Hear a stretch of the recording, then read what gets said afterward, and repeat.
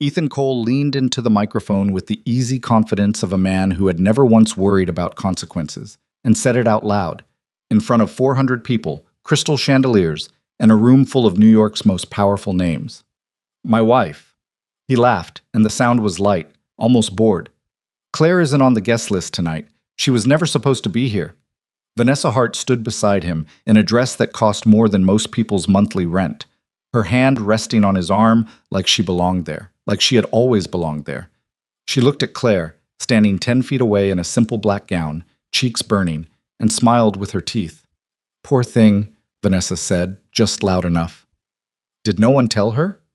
If this kind of story moves you, the ones about quiet strength finally breaking its silence, subscribe to this channel right now and hit the like button. Drop your city and country in the comments so I can see exactly how far this story has traveled. And stay with me until the very end, because what happens next in this gala is something none of these people will ever forget. The Blackstone Charity Gala was the kind of event that required a certain kind of performance. Not talent, exactly. Not even generosity, despite what the gold-lettered invitation said about raising funds for children's hospitals and education endowments across the tri-state area. What it required was the performance of arrival, the right car pulling to the curb at the right moment, the right dress catching the right light, the right name falling from the right lips as you stepped through the doors of the Blackstone Grand Hotel on Fifth Avenue. Claire Ashford had known this world once, a long time ago. She understood it the way you understand a language you used to speak fluently before years of silence let it fade. The grammar still somewhere inside you, but awkward now on the tongue. She arrived in a black town car she'd hired herself, because the driver Ethan kept on retainer had been given the night off. She found this out 40 minutes before the gala when she called to confirm the pickup, and the man told her, apologetically, that Mr. Cole had phoned that afternoon and said she wouldn't be needing a ride. He said you weren't attending, the driver said. He was mistaken, Claire told him, and then she ended the call and booked the town car from her phone. She told herself it was a miscommunication.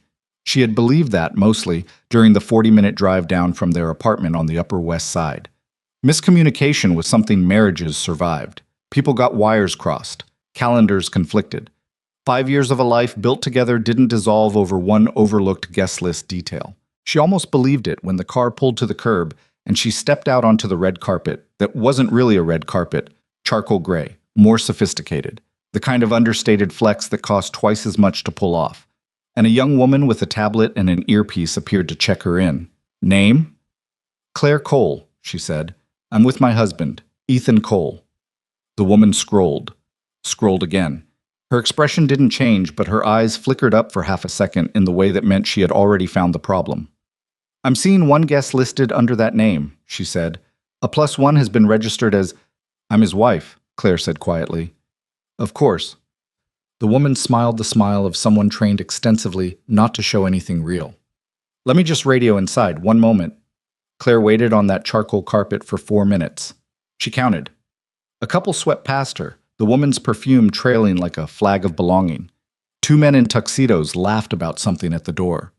No one looked at Claire directly, but she felt the sideways glances, the quick calculation people made when they saw a woman standing alone at an event like this, clearly waiting for permission to enter.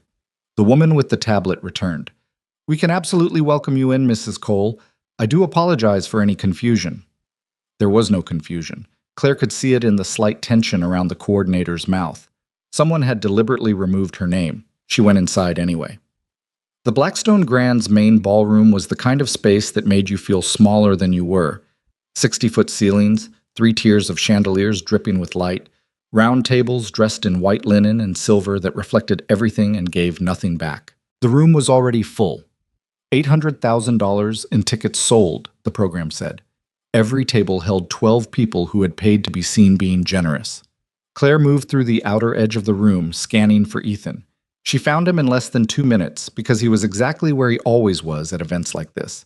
Near the bar, near the center of gravity, surrounded by the small orbit of people who wanted to be near his particular kind of energy. Ethan Cole was good-looking in the way that certain men are good-looking, not because the features were exceptional, but because the confidence reordered everything. He carried himself like a man who had never once walked into a room and wondered whether he belonged. Broad shoulders, dark hair gone silver at the temples that he had been secretly pleased about since it started. He was 51, and he had never looked better, and he knew it. He was talking to someone from the mayor's office when Claire approached. She watched his expression from 12 feet away, watched the exact moment he registered her. The micro flinch, the reset, the practice slide into something neutral. Claire. He said her name the way you say a word you were not expecting to hear out loud. Ethan. She stopped beside him. There was some confusion with the guest list. Right. He set down his drink, touched her elbow briefly, not warmly, the touch of redirection. Give me a second. I need to handle something. He stepped away from her without another word. The man from the mayor's office smiled politely and turned to find someone else to talk to. Claire stood there. She picked up a glass of sparkling water from a passing tray. She kept her face composed the way she had learned to keep it composed over the last year. Not serene exactly, but arranged. She had spent 12 months noticing things she wished she hadn't noticed, and deciding each time that she was wrong about what she was seeing. The late evenings that started adding up. The phone that traveled with him everywhere, always face down. The business dinners that had no business ending at 2 in the morning. She had been wrong to keep deciding that. She knew it with absolute certainty when Vanessa Hart walked in. Vanessa wasn't hiding. That was the thing that struck Claire first. The complete absence of any attempt at concealment. She came through the main entrance in a dress the color of champagne that was not appropriate for a charity gala in any traditional sense, and was instead appropriate for a woman who wanted every person in the room to look at her and understand that she had decided, tonight, to stop pretending. She was 34, 10 years younger than Claire. The kind of beautiful that photographed well, with angles built for a camera and a mouth that always seemed to know where it should be in any given frame. She was a senior marketing director at Ethan's firm. That was the official story, the professional explanation for why her name appeared in his calendar so frequently. Claire had looked it up once, her name, just to confirm the story. She had felt ridiculous doing it. She didn't feel ridiculous now, because Ethan was already crossing the room toward Vanessa. And he wasn't walking the way you walk toward a colleague. I was walking the way you walk toward someone you've been waiting for. Leaning forward slightly, something open in his face that Claire realized, with a feeling like cold water moving through her, she had not seen directed at herself in a very long time. He reached Vanessa. He touched her lower back. She tipped her head toward him and laughed at something he said. Claire did not move for a long moment. Then she set down her glass of water and walked toward them. She did not run the numbers of what this would look like, or calculate the best approach, or think through what she would say. She had spent 5 years calculating and approaching carefully. She was done with that. Ethan. He turned. And this time the flinch was not micro. It was visible. A genuine flash of something that might have been alarm before the mask came back. Claire. His voice had dropped. I thought you weren't coming. You thought wrong. Vanessa looked at her with an expression of such calm assessment that it was almost respectful. Almost. She looked at Claire's dress, the understated black, elegant in the way that didn't announce itself, and then at her shoes, and then back to her face, and something settled in Vanessa's expression like a decision being made.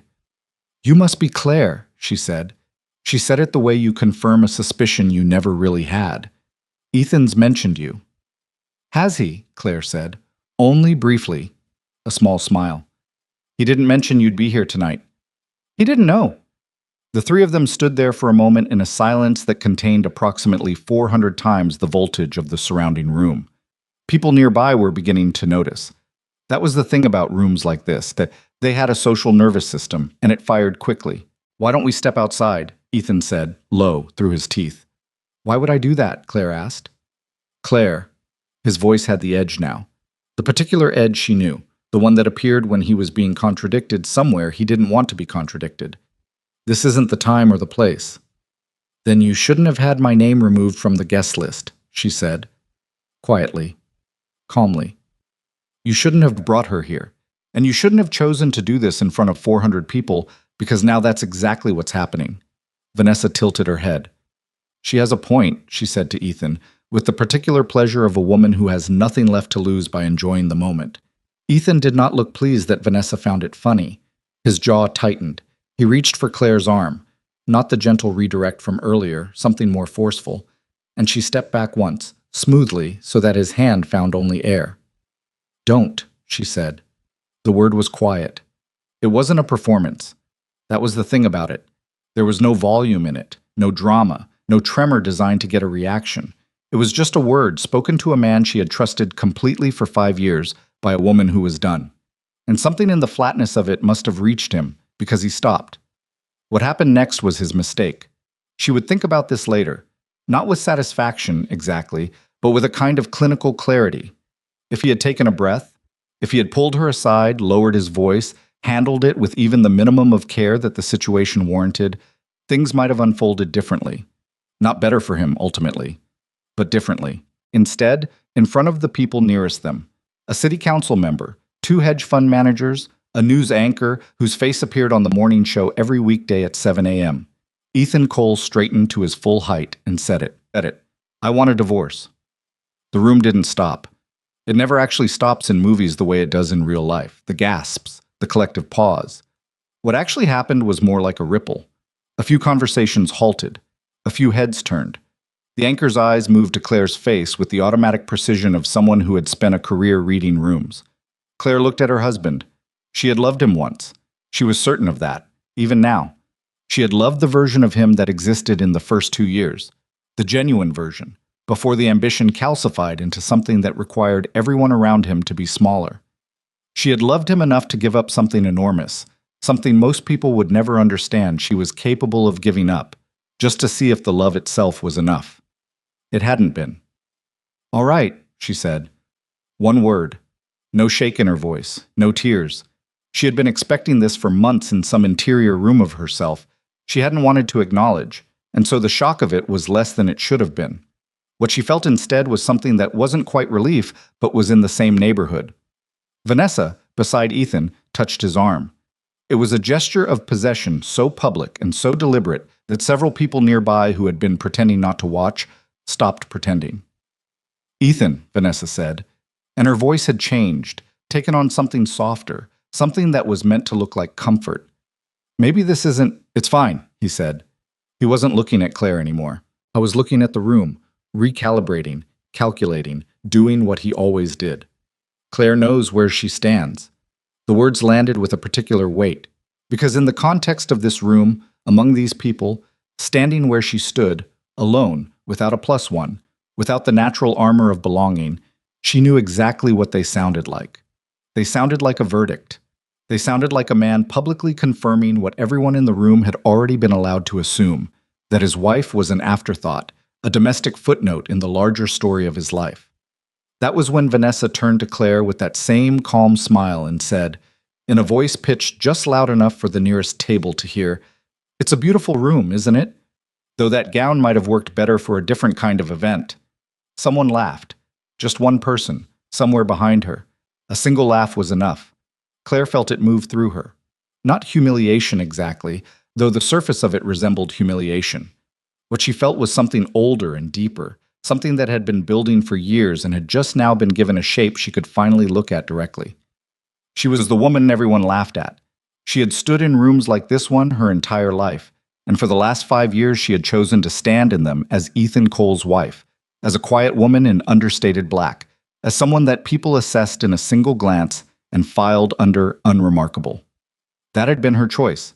She had made it deliberately, for reasons that had made complete sense at the time, for reasons she still half believed in even now. But standing here, in this room, in this moment, with one person's laugh still hanging in the air and the news anchor's eyes quietly recording everything, something shifted, not broke. That was the wrong word for what happened inside Claire Ashford at that moment. Nothing broke. Something lifted. She took a long, slow breath. She looked at Vanessa Hart with an expression that was the absence of anger rather than the presence of it. She looked at Ethan, the man she had loved, the man who had just publicly handed her walking papers with the careless ease of someone setting down a glass. And she felt, for the first time in years, perfectly clear. She reached into her small clutch and took out her phone. "Excuse me," she said. To no one in particular, to everyone. She stepped away from them both, moved 3 feet to the left, and made a call. It rang once. "Claire." The voice on the other end was familiar in a way that had nothing to do with comfort. It was familiar in the way that deep water is familiar to someone who spent their childhood near the sea. "It's been a while since you've called me at a gala." "I know," she said. Her voice was different now, not louder, not warmer, just different, the way a key sounds different in a lock when the lock is the right one. I need you here. Bring what we talked about. A pause on the line. Brief. 20 minutes, the voice said. Thank you, Damien. She ended the call, slipped the phone back into her clutch. And when she turned around, Vanessa was watching her with an expression that had shifted, barely perceptibly, from amusement to something less comfortable. Claire smiled. It was the first time she had smiled since she walked into this room. She moved to an empty table near the edge of the dance floor and sat down. She accepted a glass of water from a passing server and thanked him by name because she noticed his name tag. She folded her hands in her lap. She sat very still. Ethan, across the room, was talking to someone and laughing, and he kept glancing at her in the way that people glance at problems they think they've solved. Each time he looked, she was exactly where she had been, still, composed, apparently doing nothing. He did not know what she had just set in motion. She thought about the last 5 years. She thought about the night she had walked away from a 40-room estate in Connecticut and a name that opened doors that weren't on any public map. She thought about the person she had been before Ethan, the person who had spent her 20s learning to move through boardrooms and legal proceedings and negotiations that rearranged industries, before she met a man at a dinner party who laughed at her jokes like they were genuinely funny, and listened when she talked about things that weren't impressive and made her feel, for the first time in memory, like just a person. She had wanted that. She had wanted it badly enough to set down everything else and try. A server brought a small arrangement of flowers to her table, presumably meant for the centerpiece. Claire looked at them, white and pale green, simple, the kind chosen by someone with enough taste not to overcomplicate things. She looked around the room, at the chandelier light falling across 400 people who had no idea what was about to walk through those doors. She checked her watch. 15 minutes. Ethan was making his way toward the stage now. Someone had handed him a Crystal Award earlier in the evening. Something ceremonial, something about business leadership in the new economy, the kind of honor that existed primarily to let people of a certain income level feel affirmed in public. There was a ceremony scheduled. She had seen it on the program. She decided to let it get started. He was 2 feet from the stage steps when the first member of the security team came through the main entrance. Not hotel security, not the polished, unremarkable staff that worked gala events. These were different. 4 men in suits that fit too well and moved with the controlled, deliberate efficiency of people who had come from a specific place for a specific purpose. They swept the room in a practiced way that had nothing to do with the event's own security, and several people near the entrance noticed and looked up, because that kind of attention is contagious. A murmur passed through the room. Then the second wave. 2 women in dark business attire moving through the entrance with the calm of people who knew exactly how much space they were entitled to take up. And then Damien Ashford walked in. He was 6'2", silver-haired, 57 years old, and he wore authority the way other men wore watches. Not to tell you the time, but to remind you who determined it. He stood in the entrance of the Blackstone Grand Ballroom and scanned the room with the unhurried precision of a man who has never once had to announce himself. His eyes found Claire. She raised her hand. A small gesture. A greeting between siblings who understood each other without translation. Damien crossed the room. The murmur that followed him was not the polite variety. The news anchor had already reached for her phone. 3 tables near the aisle were openly watching. Someone at the bar said a name, the Ashford name, and it moved through the nearest group of people like a stone dropped in water, the ripples immediate and widening. Ethan was on the stage steps. He heard the name. She watched the moment it happened, watched him pause, watched his head turn, watched the first real expression of the evening move across his face. Not anger, not confusion. Fear. Damien reached Claire's table and stopped. He looked at her for a moment in that way he had, assessing, concerned beneath the composure, saying with his eyes what he wouldn't say in public. "You all right?" he said, quietly. Just for her. "Better than I've been in years," she said. He pulled out the chair across from her and sat down. 2 of his team positioned themselves at a respectful distance, present but not theatrical, effective. "Then let's begin," Damien said in the room, which had been watching with the careful, hungry attention of people who sensed something significant was happening without yet knowing its shape, began to understand that the woman in the black gown at the table near the dance floor was not what anyone had assumed her to be, not even close. Ethan stood on the stage steps and could not move. His mouth was slightly open. He was looking at Damien Ashford with the expression of a man who has just heard a sound he cannot locate and cannot explain and cannot stop. Vanessa, standing near the bar, had gone very still. Claire did not look at either of them. She looked at her brother, who looked back at her, and between them passed something that required no words. 5 years of waiting on her side, 5 years of patience on his, and now an ending that was also a beginning, depending on which side of the table you were sitting on. "I'm going to need the documents," she said. Damien reached inside his jacket and set a folder on the white linen.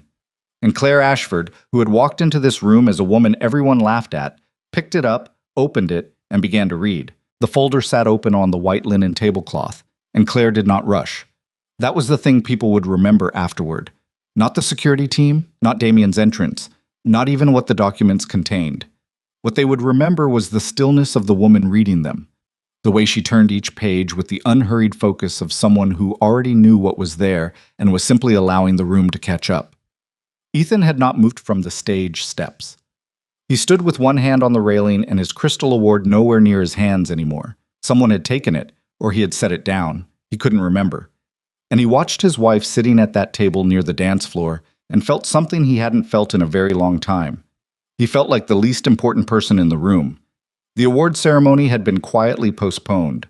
He could tell by the way the event coordinator, a woman named Sylvia, who had personally telephoned him twice that week to confirm his attendance and his prepared remarks, was now standing at the edge of the stage with her tablet and her earpiece and an expression of carefully managed alarm.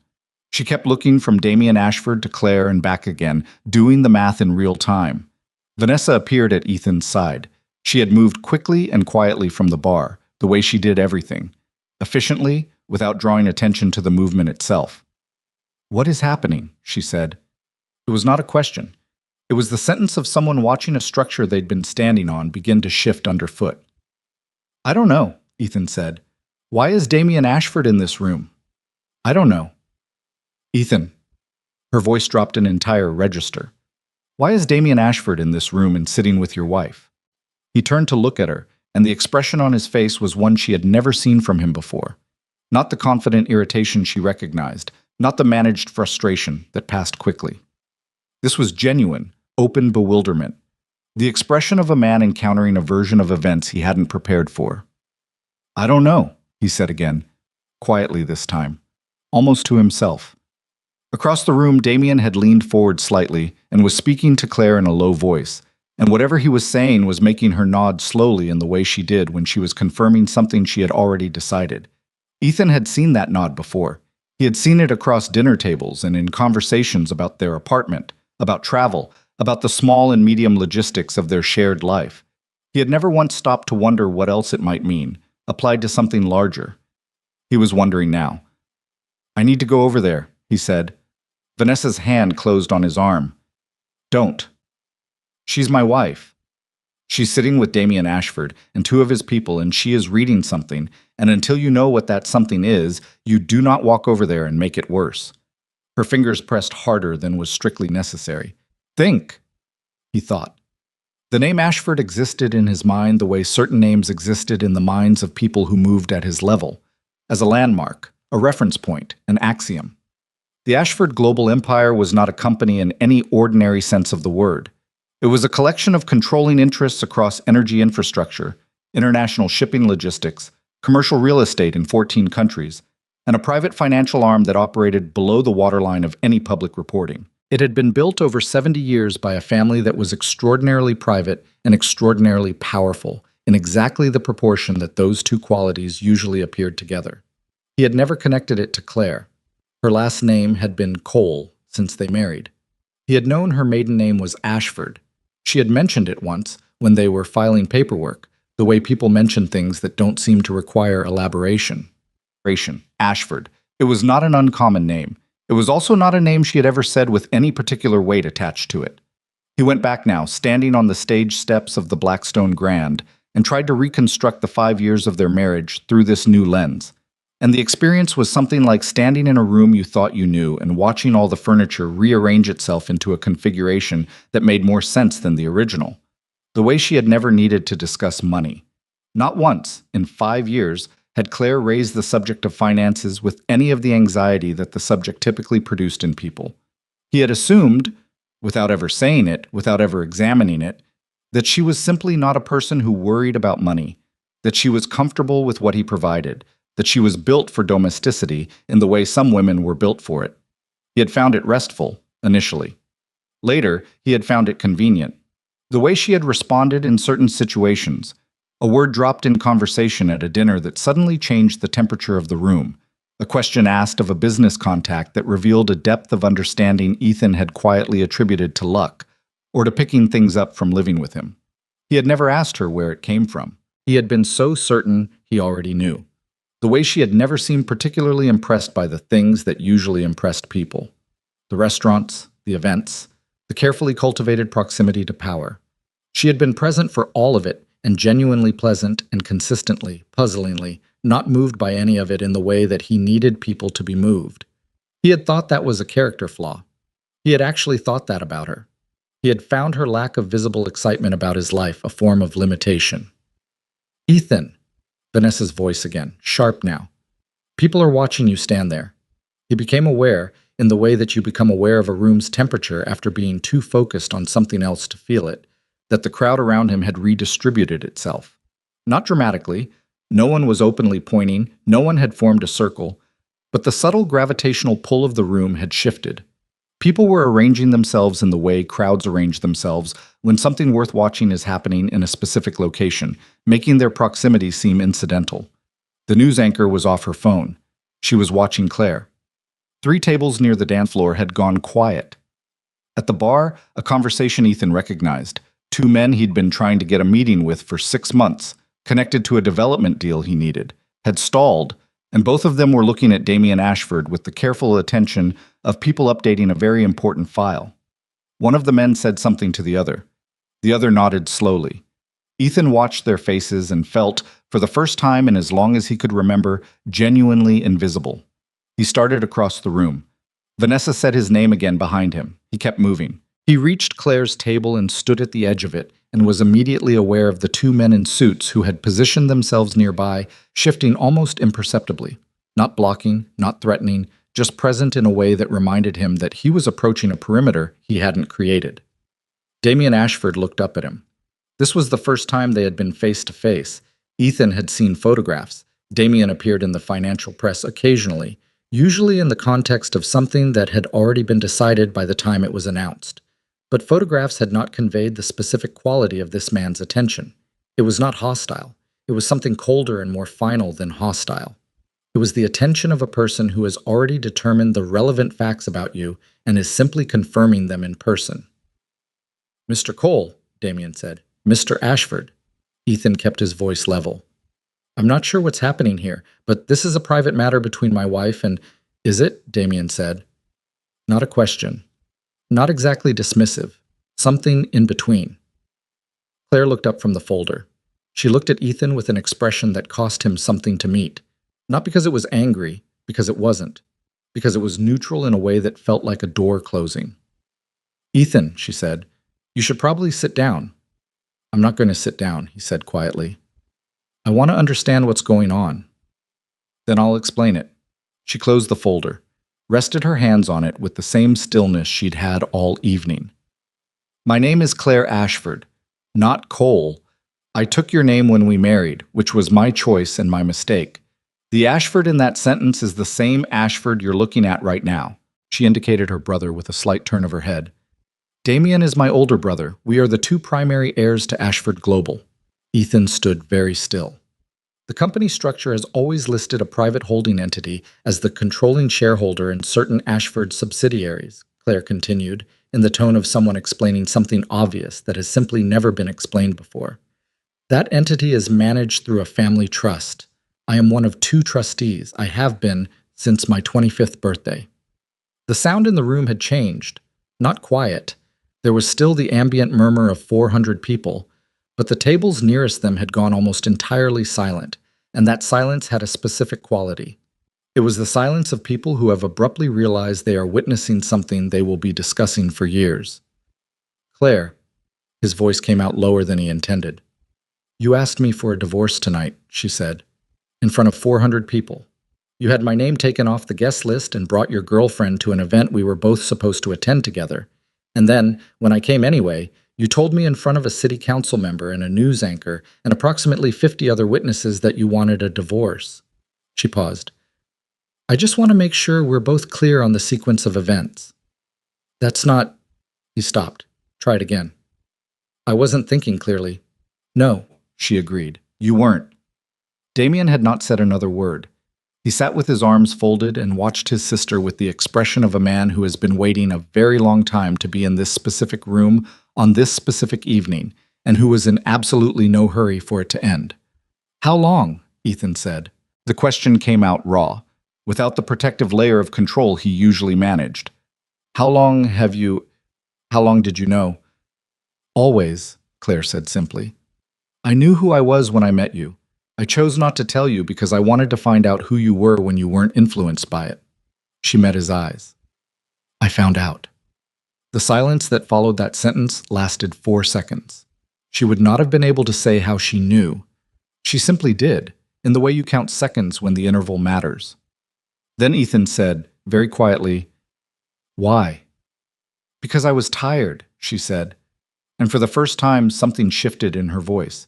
Not weakness, not grief, but something human and worn. I was 29 years old, and I had spent my whole life being the Ashford heir, and I wanted to know what it felt like to be wanted for something other than that, just once. She looked down at the folder briefly and then back up. That was naive of me. I understand that now. Ethan opened his mouth. What came out was not words. It was the beginning of words.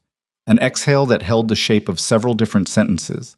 Apologies, explanations, negotiations, the whole inventory of things men say when they understand, too late, the actual dimensions of what they've lost.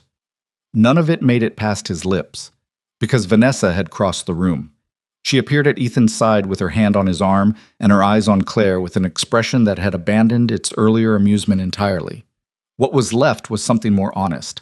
Not malice, exactly, but the focused attention of a woman taking stock of a situation that had just changed shape completely.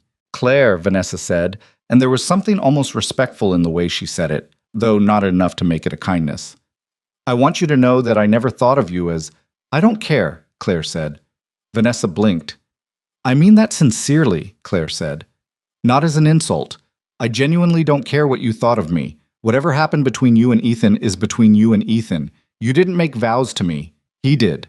She looked at Ethan one more time, and he's the one who's been breaking them. Ethan said her name. Just her name, Claire, in the voice he used when things were very bad and he needed her to not make them worse. The voice that had worked before. The voice she had responded to before. Had softened for before. Had talked herself out of her own clear perception for before. It didn't work this time. I'm going to need you to step back, she said. My brother and I have some things to discuss. We are not done talking. Yes, she said. We are. One of the men in suits took a single step forward. Not threatening, just present. Ethan looked at him, then at Damien, then at his wife, the woman he had publicly shamed 2 hours ago in front of the city's power structure and was now discovering had more actual power than anyone in this room, including himself. And he took a step back. It was not graceful. It was the step of a man whose body understood the situation before his mind was willing to. Vanessa took his arm. Her grip was different now. Not possessive, not the theatrical touch from earlier. It was the grip of someone steadying a piece of furniture that was about to fall. They moved back together. The crowd near them parted smoothly, the way crowds part for people retreating, which is different from the way they part for people arriving. At the table, Damien exhaled through his nose, the sound of a man releasing something he'd been holding for a long time. 5 years, he said. To Claire. Not accusing, just naming it. 5 years, she confirmed. You could have called me sooner. I know. She looked at her hands for a moment. I kept thinking it would get better. Did it ever? She considered the question with the seriousness it deserved. There were good months, she said finally. At the beginning. He was different at the beginning. She paused. Or I was different. I'm not sure anymore which one of those is true. Damien nodded slowly. He had heard this before from her, not in explicit terms, not in the vocabulary of a woman describing a failing marriage, but in the spaces between their phone calls over the years. in the things she didn't say. He had learned to read those spaces. He had learned to wait. "Mother's here," he said. Claire looked up sharply. "She came with me. She's in the outer hall. She wanted to wait until you were ready." Something moved across Claire's face that was complicated and old and not entirely comfortable. Her relationship with Eleanor Ashford, the family matriarch, the woman who had built the second generation of Ashford Global from the infrastructure her own father-in-law had established, was not a simple thing. It had never been simple. Eleanor was not a woman who made things simple by nature, and she had opinions about Claire's marriage that she had expressed once clearly and then never repeated. She had never needed to repeat them. "She shouldn't have come," Claire said. She insisted. Damien's expression held something dry, but not unkind. "You know how that goes." "Yes," Claire said. "I know how that goes." She stood up from the table, picked up the folder, smoothed the front of her black gown with one hand, a practical gesture, entirely without vanity, and looked at the room that had been watching her for the past 20 minutes. The room was still watching. She had spent 5 years making herself invisible in rooms like this one, and she understood now with perfect clarity that she had never actually been invisible. She had simply been filed under the wrong category. The woman in the understated dress at Ethan Cole's side had always been something other than what people assumed. She had simply stopped correcting the assumption because correcting it required explaining herself, and she had not wanted to explain herself. She had wanted, briefly and unsuccessfully, to be a person who didn't require explanation. That time was over. She looked at the news anchor, who was watching her with frank professional interest. Claire held her gaze for a moment, not as a challenge, simply as an acknowledgement. The anchor dipped her chin slightly, the way you acknowledge someone whose name you've just placed. Claire looked away. Ethan was standing near the bar now. Vanessa was close to him, but the connection between them had changed in some visible way. The ease was gone, the theatrical intimacy that had been its own kind of performance. What was left was two people who had miscalculated and were now, in real time, recalibrating in opposite directions. She felt, looking at him from across the room, something she hadn't expected to feel. Not anger, not even satisfaction, though she had been afraid of what she might feel, and satisfaction seemed like the most available emotion given everything. What she felt was something quieter and more tired than either of those. She had loved this man. She had loved him with the specific, vulnerable love of a person who had chosen to be seen as ordinary because she trusted someone enough to let them see through it to something real. That love was not erased by what had happened tonight. It was over, and it was real, and both of those things were simultaneously true, and she was going to have to live with both of them. She thought that was probably what grief actually was.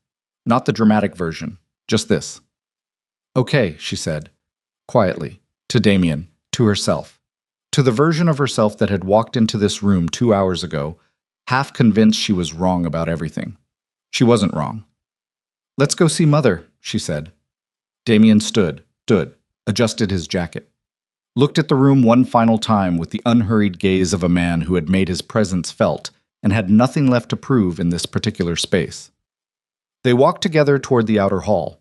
The two Ashford siblings, 5 years older than when this had begun, and significantly less patient.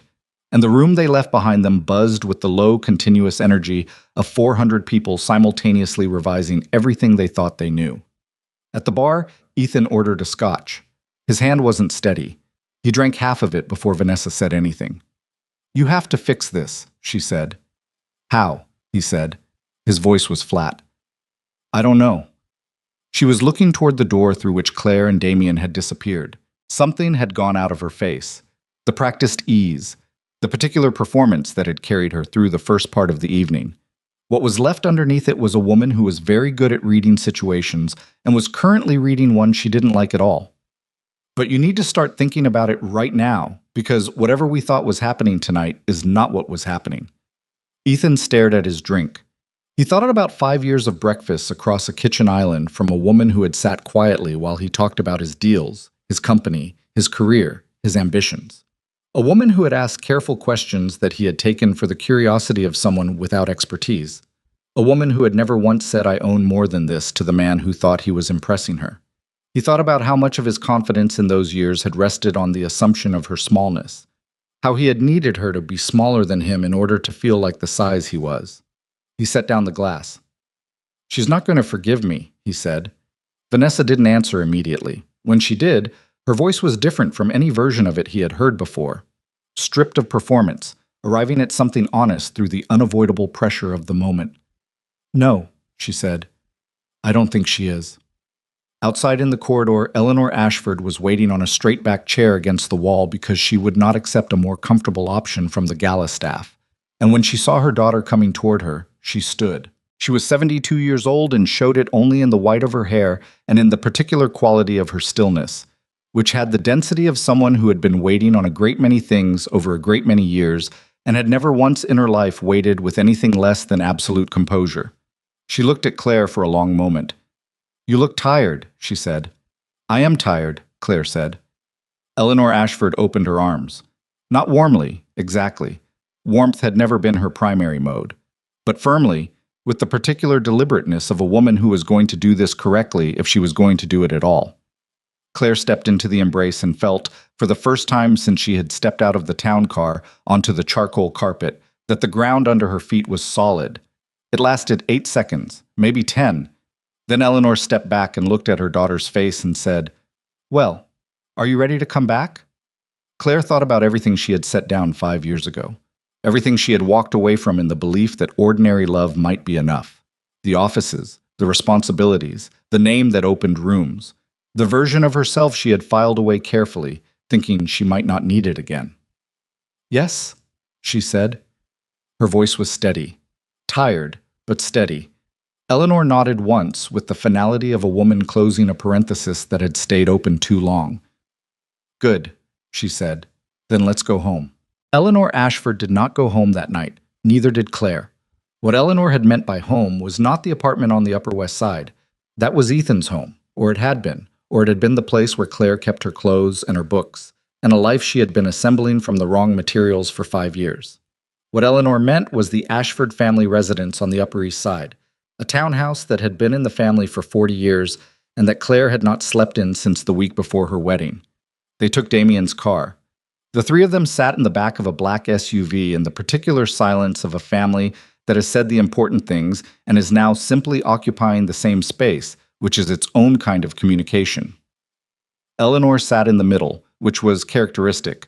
She had always preferred the center of any arrangement, not out of vanity, but out of a practical orientation toward having equal access to everything happening around her. She did not ask Claire questions in the car. Claire was grateful for that. What Eleanor did was reach over, in the dark of the back seat somewhere between Midtown and the East 70s, and put her hand over Claire's. She left it there for about 30 seconds, and then removed it without comment, the way she did most things, completely, and without requiring acknowledgement. Damien looked out the window the whole ride and said nothing, which meant he was thinking, which meant something was already in motion. Claire knew her brother. She had known him for 41 years, which was the entirety of her life. And in that time, she had learned to read the specific quality of his silence the way you learn to read weather, not by what it said, but by what it was building toward. "Tell me what you're thinking," she said. He turned from the window. "Tomorrow." "Tell me tonight." He looked at her for a moment, then at Eleanor, who gave him nothing, just the composed attention of a woman who had learned long ago that her children made their own decisions and that her job was to be present for the consequences. "The audit was already underway," Damien said. "It's been underway for 6 weeks. Claire went still. "You didn't tell me. You weren't ready to hear it." He said it without apology and without cruelty, which was Damien at his most honest. "I started it when you called me in March. You didn't call me in March to talk about the weather." She had called him in March because she had found something, not proof of the affair. She had found that later, and in a more ordinary way, the way most people found it, which was by paying attention to things she had been working very hard not to pay attention to. What she had found in March was a set of transactions. She was not an accountant. She had never needed to be. She had people for that, had always had people for that. And she had also spent enough time in rooms where money was being moved to understand what the movement looked like, when it was being moved correctly versus when it was being moved in a direction that required concealment. She had been standing in the kitchen of the Upper West Side apartment looking for a household invoice on Ethan's laptop. He had asked her to find it, had left the laptop open, had been entirely unbothered by the request, and she had found the invoice and also something else. A name in a transfer record that she recognized because it was an entity she'd seen before. in a different context, a context that had nothing to do with Ethan's company. She had closed the laptop and called Damien from the bathroom with the water running. "What did you find?" she said now, in the back seat. "More than you found." He reached into his jacket. He had been carrying things in his jacket all evening, she noted, which was unlike him. Damien generally operated at a level of abstraction above physical documents and produced a folded sheet of paper. Not the full report. A summary. He's been running personal expenses through the company's operational accounts for at least 3 years. Travel, hotels, restaurant bills, a lease on a property in Connecticut that is registered to the company but has never been used for business purposes. Claire absorbed this. The Connecticut property. A house. Damien met her eyes. Not large, but not small either. Furnished. According to the utility records, occupied regularly on weekends. She looked at the paper. She did not unfold it. Vanessa. Almost certainly, though the lease is in a shell entity's name, the audit will confirm it. He put the paper away. There's also evidence of insider trading. He received material, non-public information on 2 acquisition targets through a contact in the mayor's office. The same contact he was talking to when you arrived tonight. Eleanor, who had been silent through all of this, made a small sound. Not surprise. More like confirmation of a long-held suspicion being formally entered into evidence. The acquisition targets, Claire said. One of them was a Ashford subsidiary, Damien said. Small one. Logistics arm, Pacific Operations. He shorted it 3 weeks before we announced a restructure. Walked away with just under $2 million. The car stopped in front of the townhouse. None of them moved immediately. He shorted an Ashford company, Claire said. He didn't know it was ours. Damien's voice was entirely neutral. That's the interesting part. He genuinely didn't know. The holding structure obscured it. Claire sat with that for a moment. The specific texture of it. Ethan making money off a company that belonged, in the end, to the woman he had decided was insignificant. The precise geometry of his ignorance. All right, she said. The legal team is prepared to move on the acquisition of controlling shares in coal industries as early as Monday, Damien continued. I wanted your authorization before I initiated it. You have it. Claire. This was Eleanor. She said it in the voice that was not maternal in any conventional sense. It was the voice Eleanor used when she wanted something to be heard rather than just processed. Are you certain? He asked me for a divorce, Claire said, in public.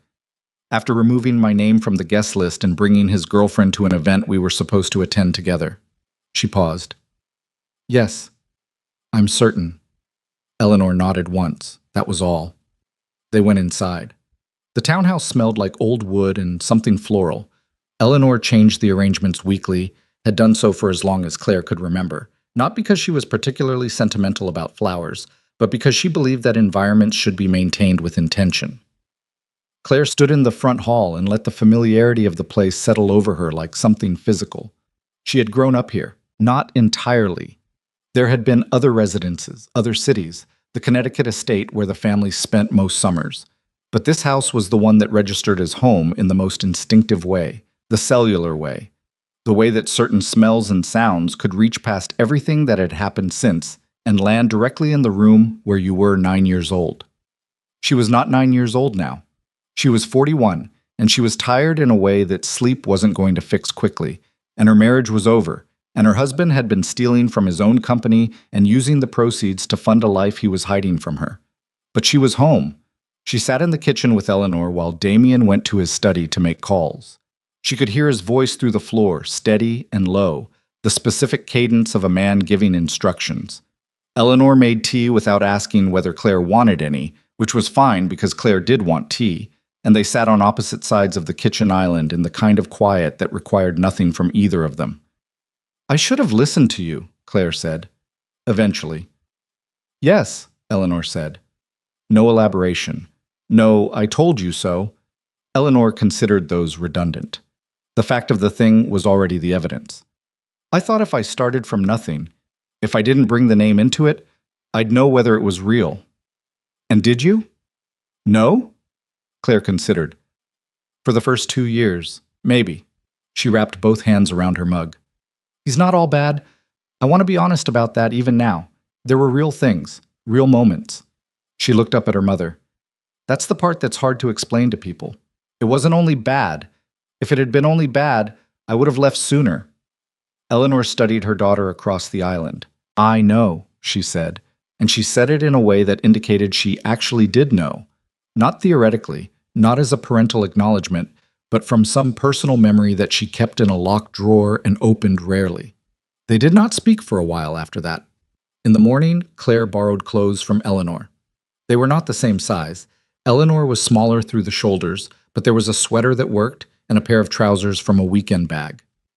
Damien's assistant had apparently sent ahead, which meant Damien had planned for her to stay the night, which meant he had known, yesterday morning, that last night would end with her here.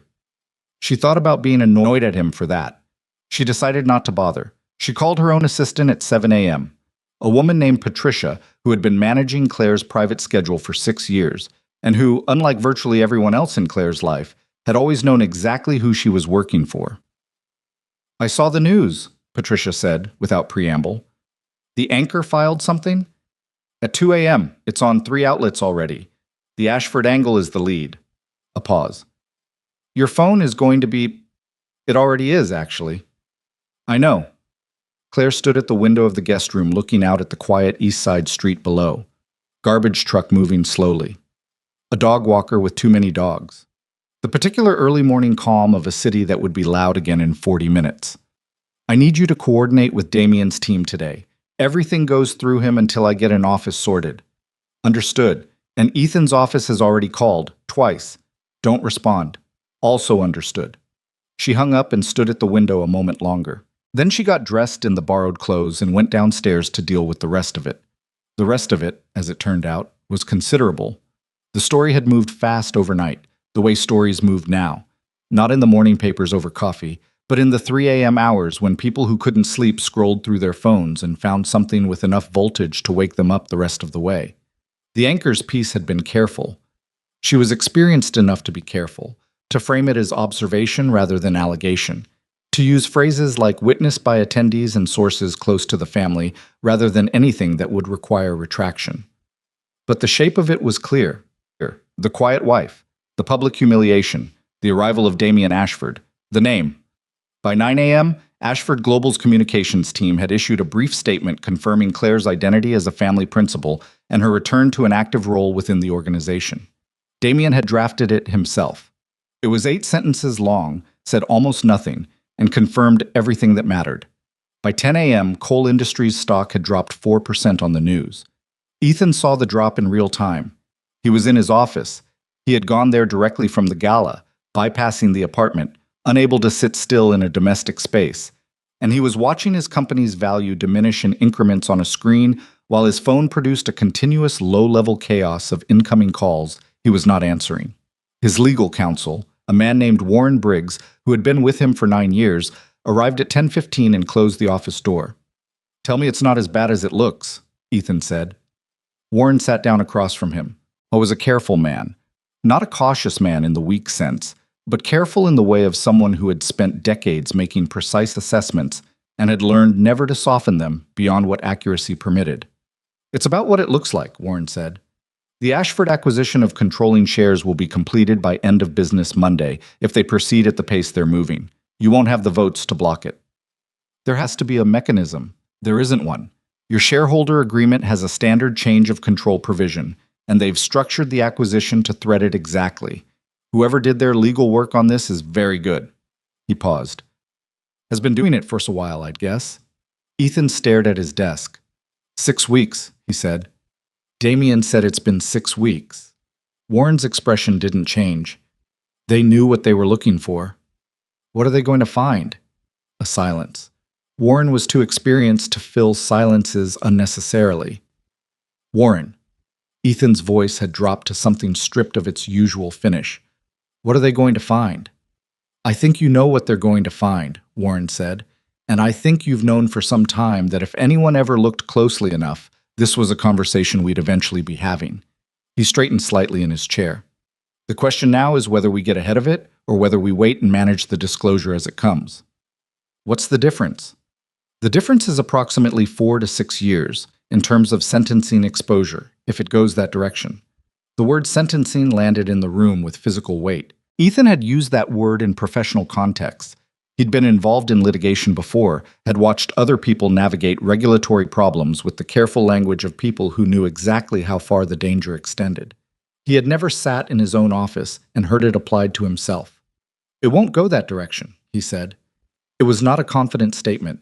It was the sentence of a man trying to make something true by saying it. "Ethan." Warren leaned forward slightly. 3 years of personal expenses run through operational accounts. Insider trading on 2 separate securities, one of which turns out to be an Ashford subsidiary, which adds a dimension that is going to be very difficult to explain in any context. And a Connecticut property that the SEC will find interesting once they start following the same thread the Ashfords are already following. He paused. "I've been doing this for 30 years. You need to hear me clearly. This can go that direction." Ethan was quiet for a long time. Outside his office window, the city moved with its usual indifference. 42 floors below, people were doing ordinary things: buying coffee, walking to meetings, arguing on phones, living inside their own particular dramas without any knowledge of his. He had looked at this view 10,000 times and found it energizing. The scale of it, the density, the visual proof that the world was large and full of motion and that he was somewhere near its center. It looked different this morning. It looked like exactly what it was: a city that did not know or care whether he existed. "Can I fix it?" he said, quietly. "You can try to minimize it," Warren said. "You cannot fix it. There is a distinction." "What do I need to do?" "First thing," Warren said, "you need to decide whether you're going to try to reach Claire Ashford." Ethan looked at him. "Not for the marriage," Warren said. That ship has, I think we can agree, sailed. But if there's any possibility of a negotiated settlement that keeps the criminal referral off the table, it goes through her. She'll be the one making that call, ultimately, not Damien. He's the mechanism. She's the decision. Ethan thought about Claire in the ballroom, the way she had looked at him, not with anger, which he could have worked with, which he understood, which was a temperature he knew how to navigate, but with that terrible neutrality. The door closing behind her eyes before she even said the words. "She won't negotiate," he said. "You don't know that yet." "I know her." He said it and then heard himself say it and understood, with a clarity that was genuinely unpleasant, that the sentence was a lie. He had thought he knew her. He had known a version of her. The quiet woman in the black gown, the patient wife, the person who asked careful questions and never seemed to need anything large. He had not known the 41-year-old heir to a multinational empire who had spent 5 years watching him without his knowledge. He had not known her at all. "I'll try," he said. "I'll reach out." Warren nodded. "Do it today. Tomorrow, it'll be harder." After Warren left, Ethan sat alone in his office for 20 minutes. He looked at his phone. He looked at Claire's number, still in his contacts under the name he'd given her when they first started dating, Claire A. The A standing for what he'd thought was her middle name.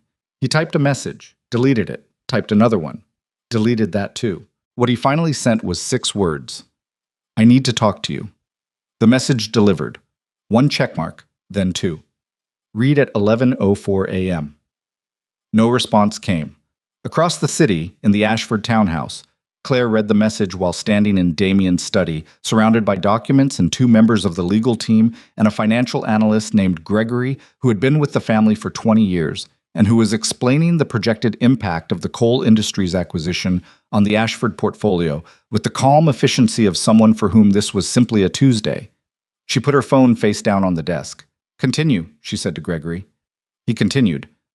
"The legal acquisition of controlling shares in coal industries was completed not on Monday but on Friday of that same week, ahead of schedule, which was not unusual for Ashford operations but which carried, in this instance, a specific message to anyone watching closely enough.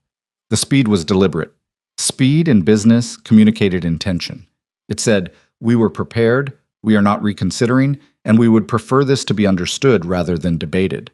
The board meeting that followed was not dramatic. Drama in boardrooms was usually a sign that someone had miscalculated the preparation. When things were done correctly, there was nothing to debate. Damien presented the acquisition documentation. The new controlling shares were verified. 2 existing board members who had been close to Ethan looked at the paperwork and said very little because there was very little to say. Ethan was present. He had been required to be present.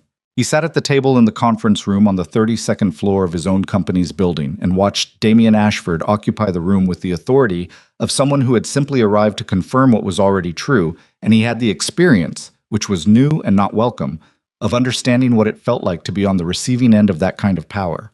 Claire was not at the board meeting. She had chosen not to attend. Damien had suggested she might want to be there, had said it once, neutrally, without pressure, and she had said no. Attending the board meeting would have made it about her presence, and she did not want it to be about her presence. She wanted it to be about the facts, and the facts did not require her to be in the room. She found out later that Ethan had looked for her when he came in, had scanned the room when he entered, and his face had done something specific when he confirmed she wasn't there. She did not ask what that something was. She didn't need to. What she was doing while the board meeting was happening was sitting across from the family's lead attorney, a woman named Rosalind Che, who was 63 years old and had been doing this work since before Claire was born, and who had the specific energy of someone who had stopped being impressed by almost anything decades ago, going through the preliminary findings of the audit. The audit was thorough. That was the only word for it. Thorough in the way that things are thorough when the people conducting them have both the motivation and the resources to be genuinely comprehensive, rather than thorough in the sense of having met a procedural standard. 3 years of personal expenses. The Connecticut property. The insider trading, which was documented across 17 separate transactions, with a specificity that would translate very cleanly into a regulatory filing. And something else, something the auditors had flagged 2 days in, and that Rosalind was now laying out on the table between them with the careful manner of someone presenting information they know will be received with difficulty. He used a portion of the embezzled funds to make a loan to himself, Rosalind said, through a nominally independent entity. The loan was structured to appear as a business investment, but the repayment terms there were no repayment terms. It was a fiction. Claire looked at the documentation. How much? $800,000 over the 3-year period. And where did it go? Rosalind paused for precisely one beat. Approximately $200,000 went toward the Connecticut property lease and furnishing. The remainder is consistent with the pattern of expenses associated with... She glanced at her notes.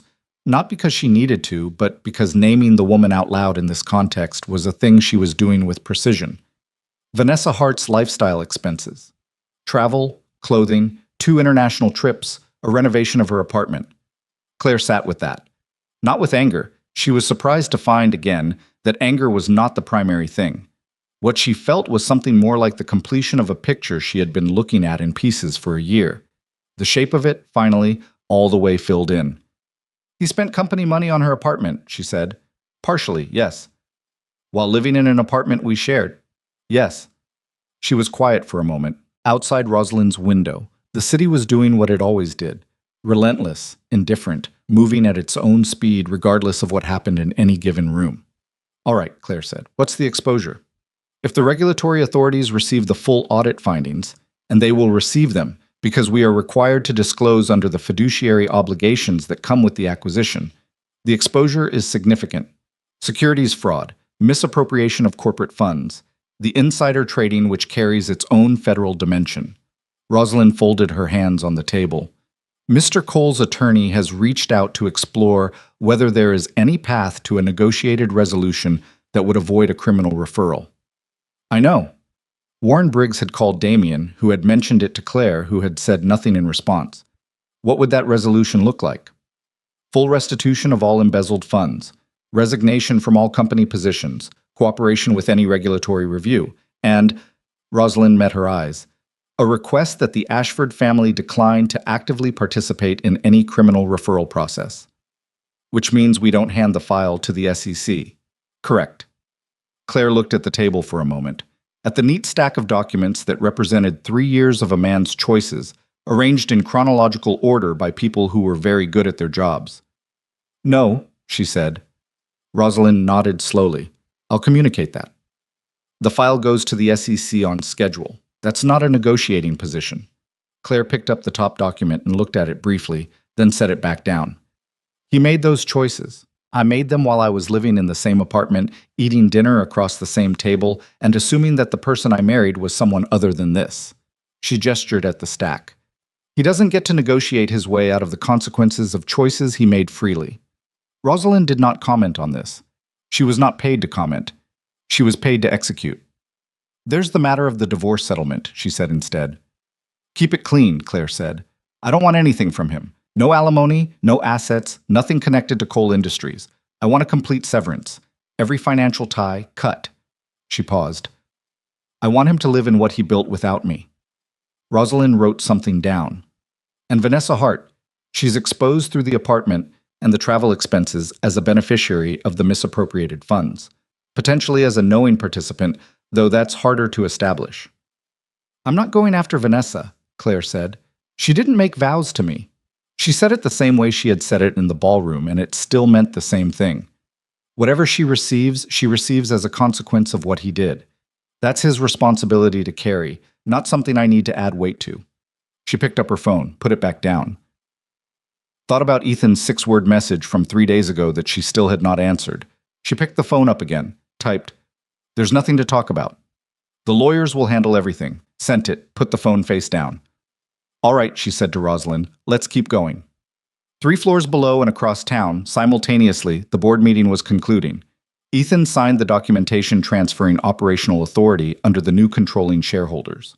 He did it without visible emotion because there was no useful emotion available. There was only the pen and the paper and the signature that had been his name his whole adult life, on a document that meant something very different from anything else he had ever signed it to. Damien watched him sign. Is there anything you'd like to say? Damien asked. Not cruelty. Genuine question, delivered in the flat tone of a man managing a process. Ethan looked up. He looked older than he had 3 days ago in the ballroom. Not in any dramatic way, not aged by grief in the manner of stories. Just tired. The specific exhaustion of someone who has been running very fast toward a goal that has turned out not to exist. Tell her I'm sorry, he said. Damien looked at him for a moment. I'll pass that along, he said, in a tone that conveyed clearly and without malice that he did not expect it to change anything. He was right. Claire received the message that evening. Damien told her, brief and factual, that Ethan had asked him to pass along an apology. She sat with it for a moment in the quiet of the townhouse kitchen, the same kitchen where she'd had tea with Eleanor 3 nights ago. Sorry, she thought, was the right word. He was sorry. She believed that. She believed it with the same clarity with which she believed everything else about the situation. That the love had been real in some form, that the betrayal had also been real, that both things existed simultaneously without canceling each other out, and that being sorry was not the same as it being repairable. She was sorry too. For different reasons. For the years. For the version of herself that had wanted so badly to be just a person that she had made herself smaller than she was, and called it love. She got up and rinsed her mug in the sink and stood looking at the water running over the ceramic. She was done being sorry. She had done enough of it. Tomorrow, there was a meeting with the Ashford Global Executive Team, the first time she would sit at that table in 5 years. There were decisions to make, positions to fill, a version of herself to step back into that would require some adjustment, some recalibration. She was not the same person who had walked away from it at 36. She was harder in some places and softer in others, and she had a different understanding of what she wanted from her life, and she thought that combination might actually make her better at it than she had been before. She turned off the tap. Outside, the city was dark and loud and entirely itself, and in a building across town, a man was sitting in his office surrounded by the beginning of the consequences of his own choices, and Claire Ashford was not thinking about him. She was thinking about tomorrow. The Ashford Global Executive Conference Room on the 44th floor had floor-to-ceiling windows on 2 sides, and on a clear morning, the view extended far enough that you could see the geometry of the city resolve itself into something almost comprehensible. The grids and gaps, the water at the edges, the bridges connecting the parts that would otherwise be separate. Claire had sat in this room hundreds of times before she left. She had sat in it as a junior observer when she was 19, brought in by her father to watch how decisions were made at scale. She had sat in it as a principal when she was 26, the first time her name appeared on an agenda item rather than just the attendance list. She had sat in it as one of 2 trustees at 30, and then she had stopped sitting in it entirely at 36, and now she was 41, and the chair at the head of the table felt exactly the same as it always had, slightly too upright, the leather worn in a way that was specific to this particular chair and no other. She noticed that they hadn't replaced it. In 5 years, no one had replaced the chair. She did not make anything of that. She noted it the way you note a detail that belongs to a story you're not sure you're ready to tell yet. There were 9 people in the room. Damien to her left, Rosalind on the legal end. 3 senior executives who had been with the company when Claire left, and who greeted her with the particular careful warmth of people recalibrating a professional relationship they thought had concluded permanently. 2 newer faces, a CFO named Marcus Webb, who had joined 2 years ago and who looked at Claire with frank assessment rather than performed deference, which she appreciated, and a director of international operations named Soo-Jin Park, who had said almost nothing in the first 10 minutes and was clearly deciding what she thought before she said anything. Claire found she liked Soo-Jin already. The meeting was 3 hours long. It was not ceremonial. There was too much to cover for ceremony. The Pacific Logistics restructure that had been stalled for 18 months, waiting for a decision at the principal level, a regulatory situation in the European energy subsidiaries that had developed complications, a proposed acquisition in Southeast Asia that Damien had been holding pending her return. She went through all of it with the focused attention of someone switching back on a part of themselves that had been in standby mode rather than deleted. It came back faster than she expected. That was the honest thing. She had anticipated more friction, more of a gap between who she had been and who she was required to be now. Instead, what she found was that the knowledge was still there, intact, perhaps sharpened in some ways by 5 years of watching how things looked from the other side of the power dynamic. She had spent 5 years being underestimated. She understood now, with a precision she hadn't possessed before, exactly what underestimation looked like from the inside, which meant she also understood how it was used and where it created exposure. That was not nothing. The Southeast Asia acquisition, she said toward the end of the meeting. Walk me through the objections. Her for 3 hours, and his expression had shifted incrementally from assessment to something closer to engaged. The primary objection has been political risk. The regulatory environment in the target market, it's unstable in ways that are hard to price. 2 of our advisors recommended waiting another 18 months. And Damien's position? Damien lifted one shoulder.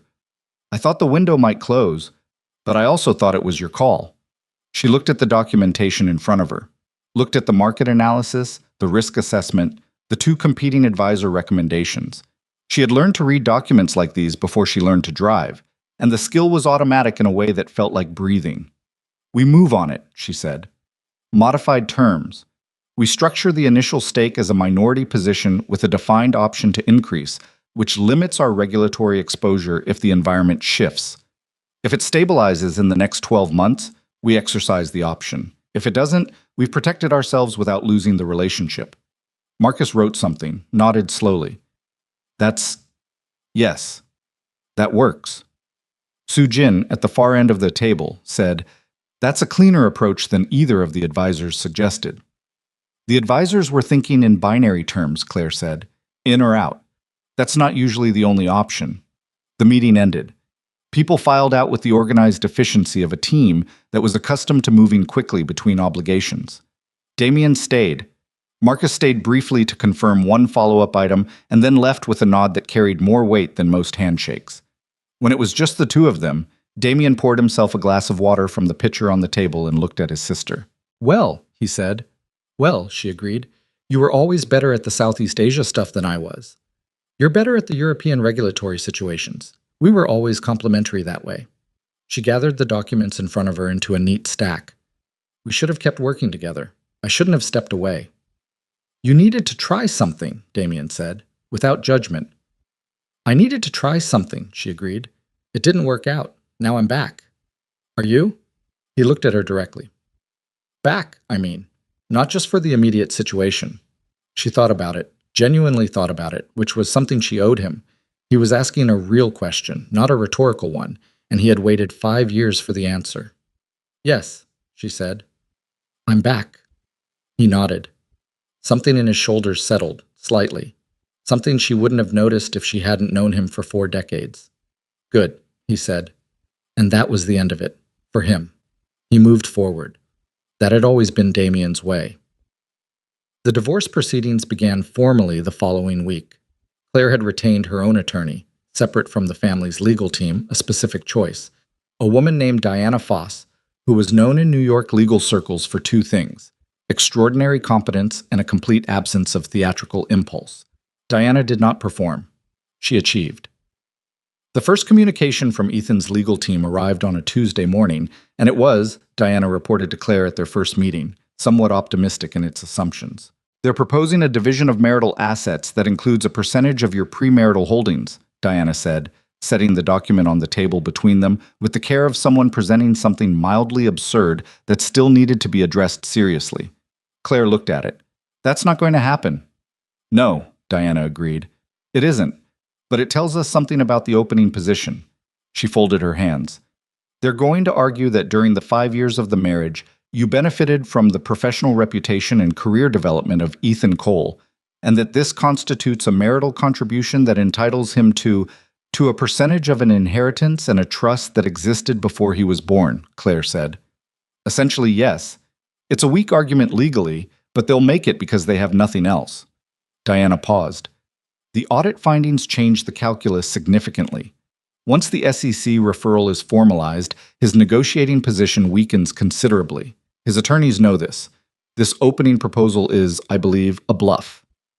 Then we don't negotiate from it, Claire said. We respond with our actual position and we hold it. Their actual position was straightforward. No division of Ashford family assets.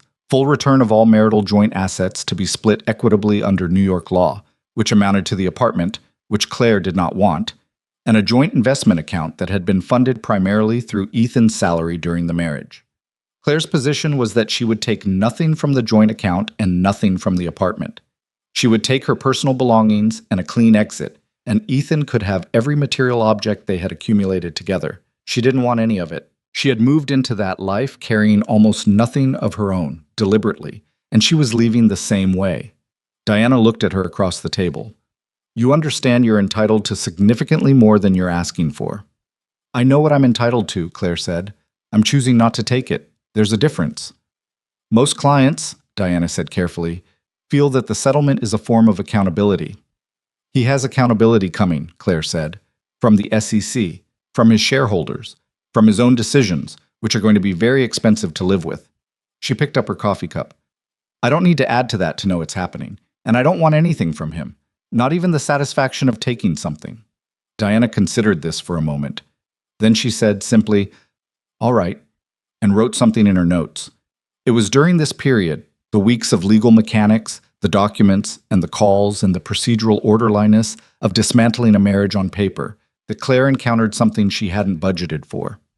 She missed him. Not constantly, and not in a way she could build anything from, but in the specific, disorienting way that you miss a habit after you've broken it. Not because the habit was good, not because you want it back, but because the body has its own memory that doesn't update as quickly as the mind does.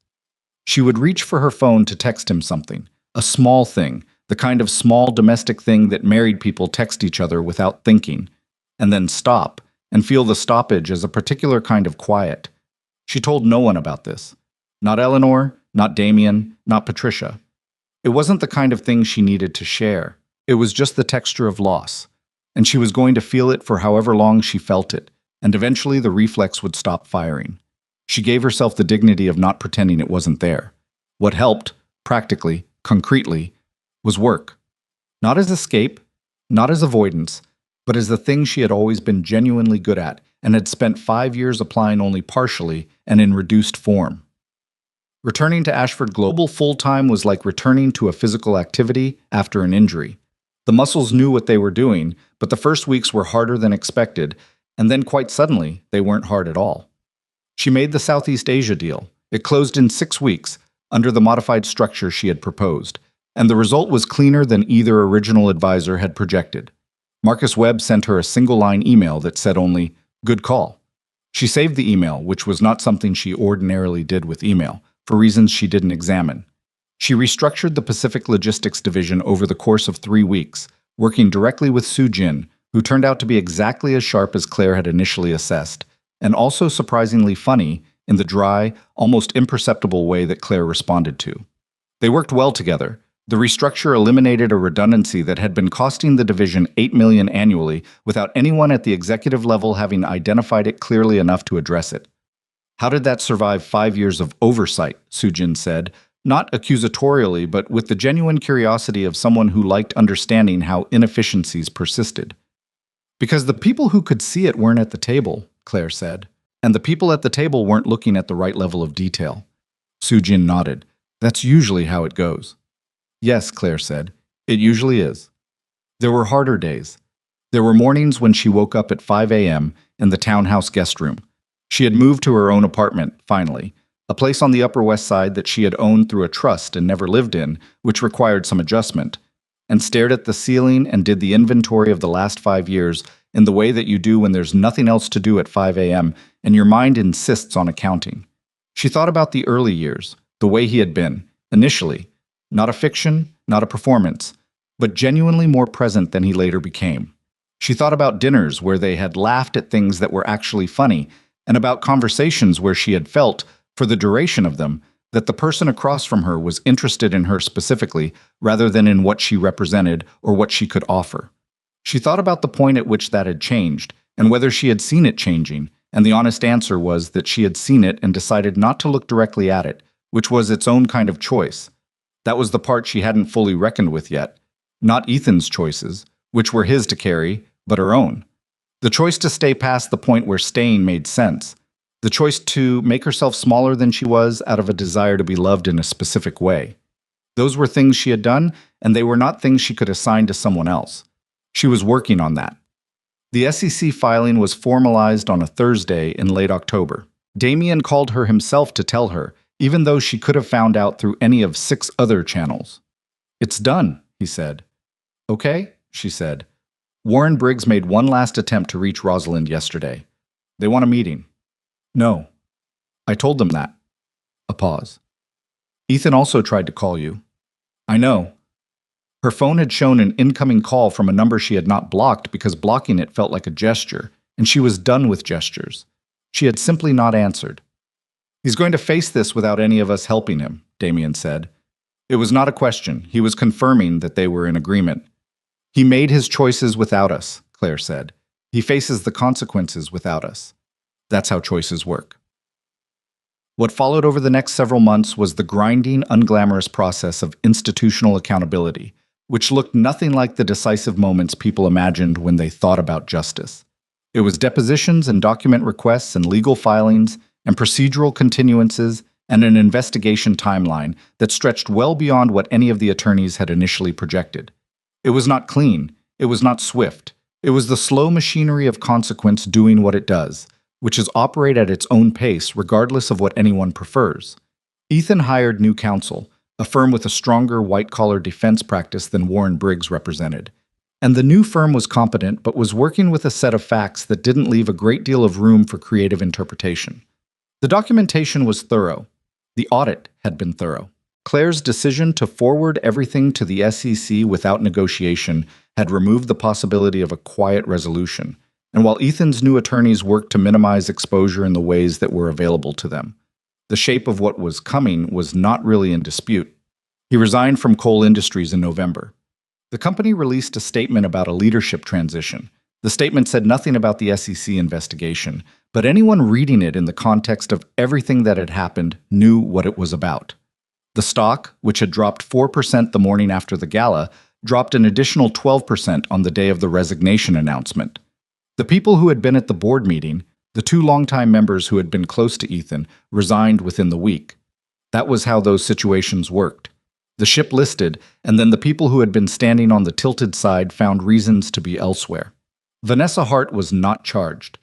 The evidence of her awareness of the fund misappropriation was insufficient to establish knowing participation rather than simple receipt of the benefit, and Claire had made clear from the beginning that pursuing Vanessa was not a priority.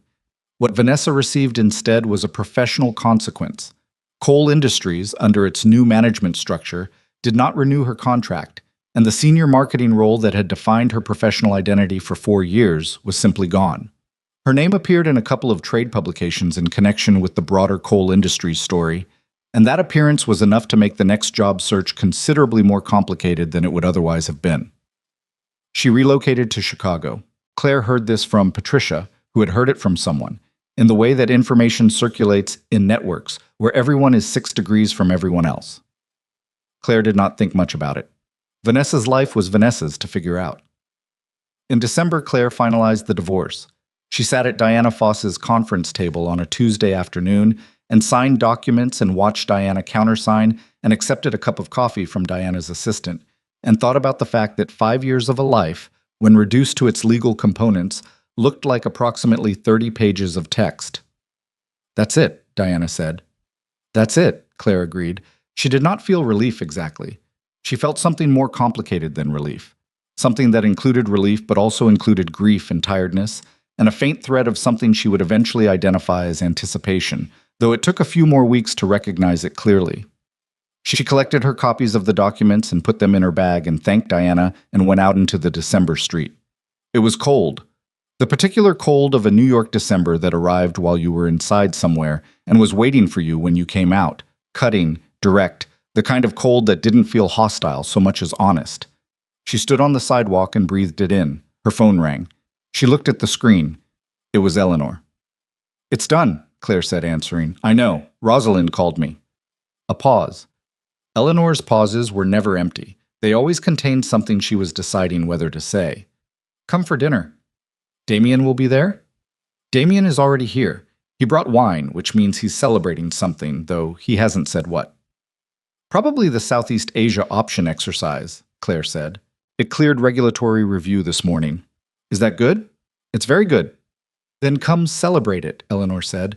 "And the other thing, both things can be celebrated at once." Claire hailed a cab. The driver had the heat on too high and a radio station playing something she didn't recognize.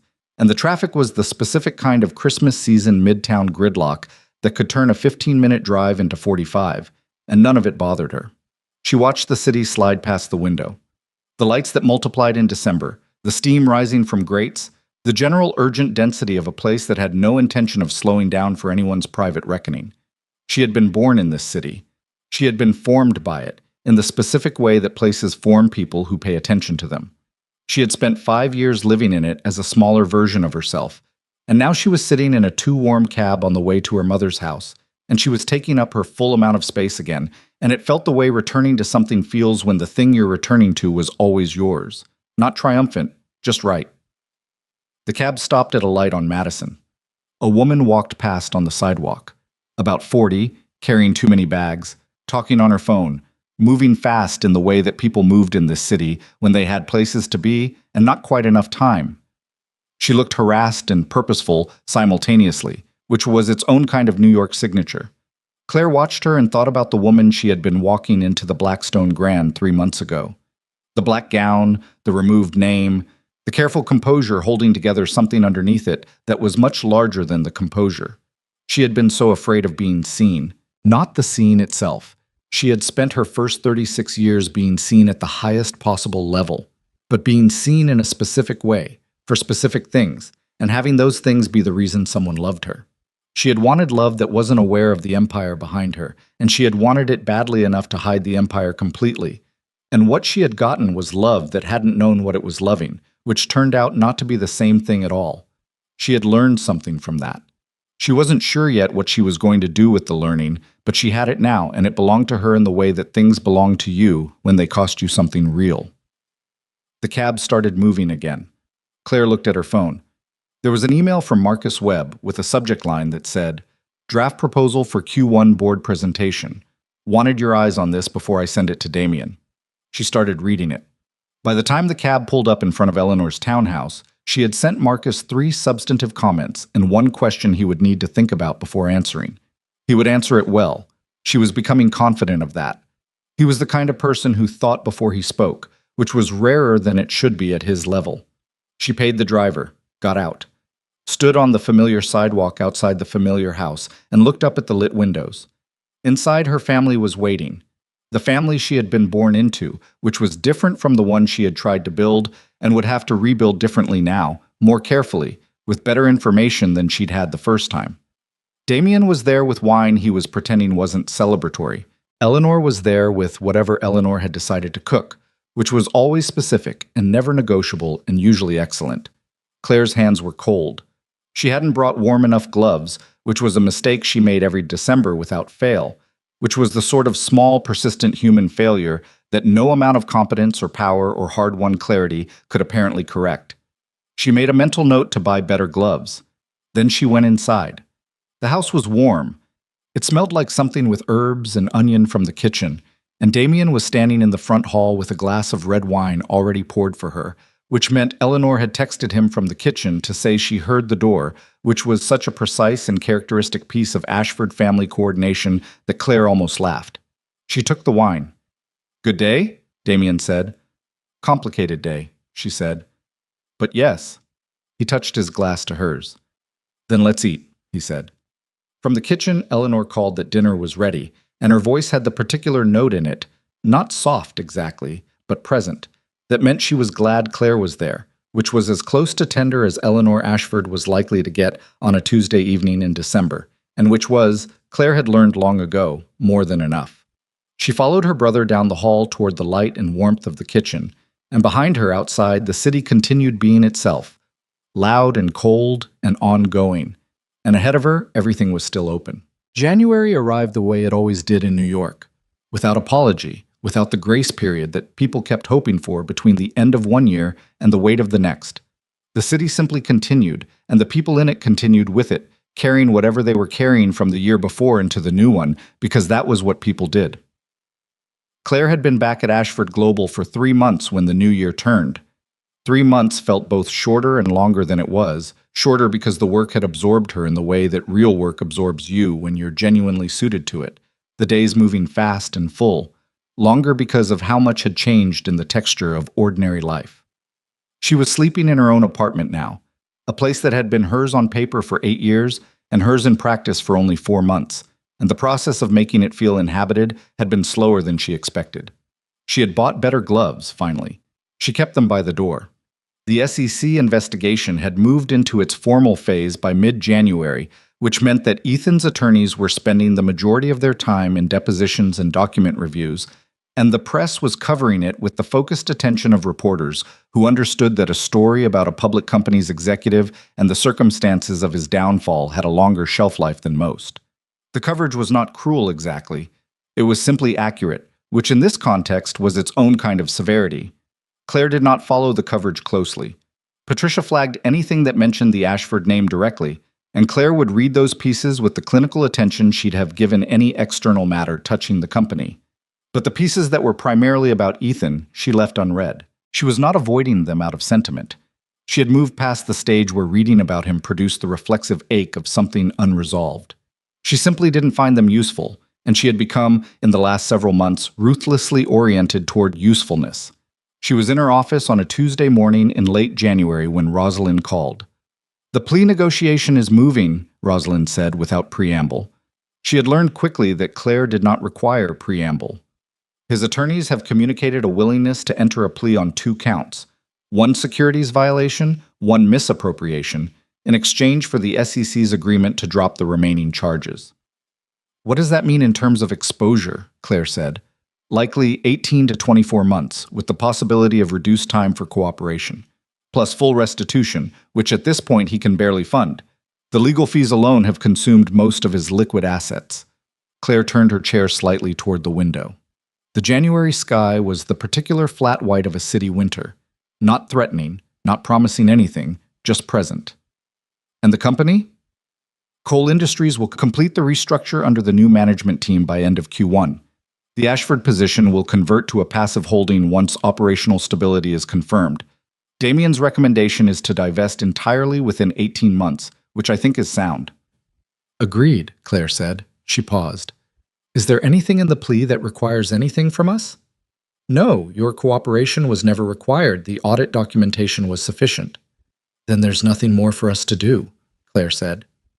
No, Rosalind said. "There isn't." After she hung up, Claire sat for a while without doing anything in particular, not thinking about Ethan specifically. It was more diffuse than that, more like sitting with the awareness that something was coming to an end in the formal, official sense that matched what had already ended in every personal sense months ago. She thought about what Warren Briggs had said in the early days, that the difference between getting ahead of it and waiting amounted to years in terms of sentencing exposure. Ethan had waited. He had waited because waiting was consistent with his instinct that things could be managed, that the right combination of legal skill and social capital and the good fortune that had characterized his life up to a certain point would find a path through. He had not understood, or had refused to understand, that the audit had been thorough in a way that made management impossible. Or maybe he had understood. Maybe the waiting had been something else. Not optimism, but the inability to move toward a consequence he knew was coming. She could imagine that. She had a little more sympathy for the paralysis of a person facing something enormous than she might have had a year ago, because she had faced some things herself over the last 12 months that she had not moved toward cleanly or quickly either. She was not the version of herself she had thought she was before all of this. She had thought she was more composed than she turned out to be, more certain, more insulated from the ordinary human difficulty of hurting over things and missing things that were bad for you and having to start over at an age when starting over felt like it should belong to younger people. She had learned otherwise, painfully and specifically, and she thought that learning was one of the things she would carry forward from this period, not as damage, but as information. She picked up her phone and called Damien. "Rosalind called you," he said, instead of hello. "She called you first, I assume."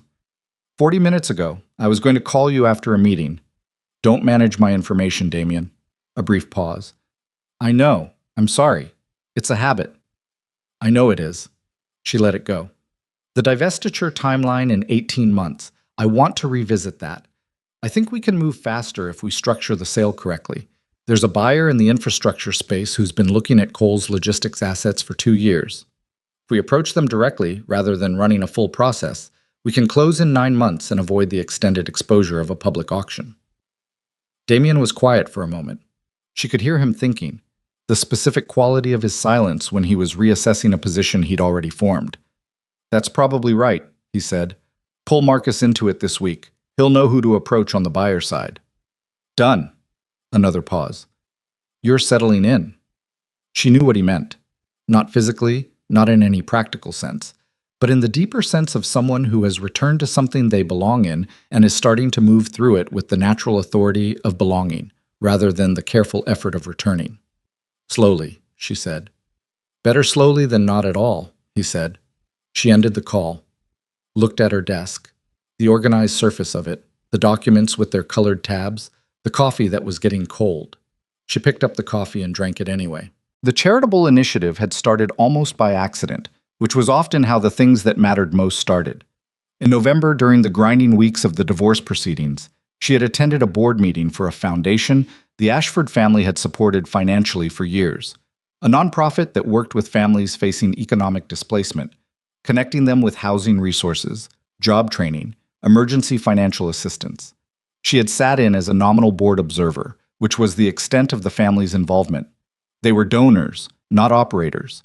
By the end of the meeting, she had a legal pad covered in notes and 3 questions that no one at the table had been able to answer adequately.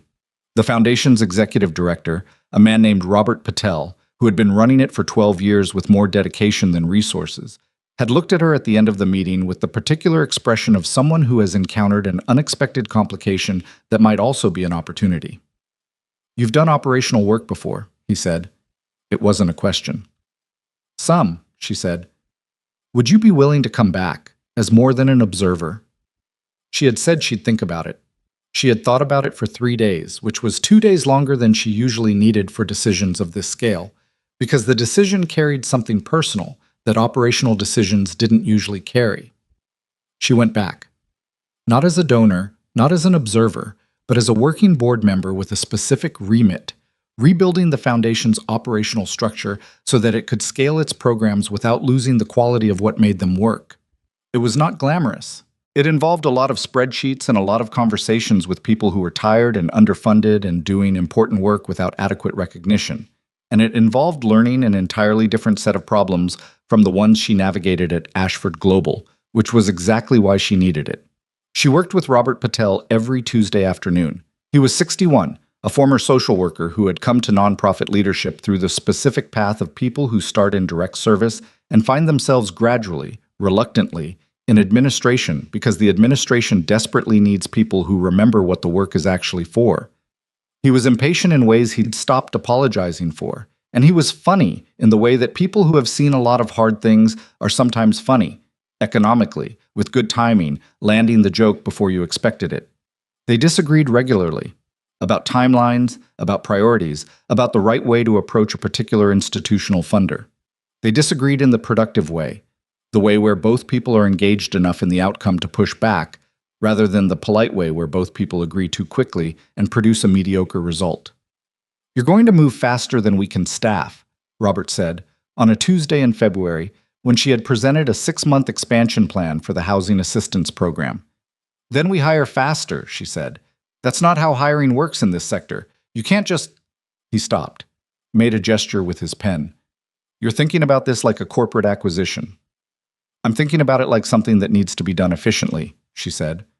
"The families on the wait list for the housing program have been waiting an average of 11 weeks. 11 weeks is—" "I know what 11 weeks is," he said quietly. "I've been looking at that number for 4 years. She stopped. "I'm not saying don't move," he said. "I'm saying you have to build the capacity before you scale the volume, or you scale the failure rate along with the success rate, and these are people's lives, not market positions." She sat with that. Let it land properly. "You're right," she said. He looked faintly surprised, which told her that not everyone conceded that quickly when he made that particular argument. "Okay," he said. "So what's the modified timeline?" 9 months for the hiring phase, then scale. I'll fund the hiring costs through the Ashford Foundation account directly, so it doesn't compete with the program budget." Robert looked at her for a long moment. "You know," he said, "when Damien told me you'd be coming in as a working member, I thought it was going to be a 6-month thing. Rich family, short attention span, good intentions, no follow-through." "And now?" she said. "Now I think we might actually fix the 11-week problem," he said. It wasn't the most effusive praise she'd ever received. It was possibly the most accurate. The expanded housing program launched in the fall. It took 11 months rather than 9, because Robert had been right about the hiring timeline, and she had been right about the funding structure. And the combination of both of them being right about their respective parts produced something that worked. The waitlist dropped from 11 weeks to 4. Robert sent her an email with the updated number and nothing else. She printed it and put it in her desk drawer, which she had never done with any other professional document. She had been at Ashford Global for nearly a year when she met Nathan Sterling. Not met, exactly. Encountered again, more precisely. She had met him once before, 3 years earlier at a conference on sustainable infrastructure investment, where he had been on a panel discussing the application of humanitarian principles to corporate governance, and she had been in the audience as part of her cover identity as a quiet housewife interested in her husband's industry. She had listened to him speak and thought that he was precise in the way that people were precise when the precision came from genuine conviction rather than performance. And she had forgotten him almost immediately because she had been in the business of not paying attention to interesting things. She encountered him again at a foundation gala. Not the Blackstone kind, nothing like the Blackstone kind. A smaller event, 100 people in a room that was not trying to impress anyone, honoring a year's work in international humanitarian response. Robert had insisted she come. She had come. Nathan Sterling was there because he was the medical director of a humanitarian organization that had partnered with Robert's foundation on 2 overseas programs.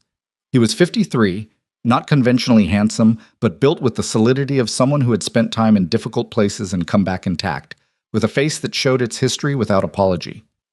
He was talking to Robert when Claire arrived, and Robert had introduced them with the subtle but unmistakable energy of someone who had thought about this introduction in advance and was watching to see if the calculation paid off.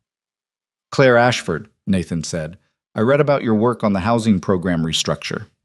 "Did you?" she said, not fishing for the compliment, genuinely mildly surprised that it had traveled that far.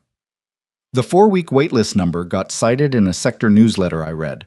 It was attributed to operational restructuring under new board leadership." He looked at her directly. "I assumed it was you." "Why?"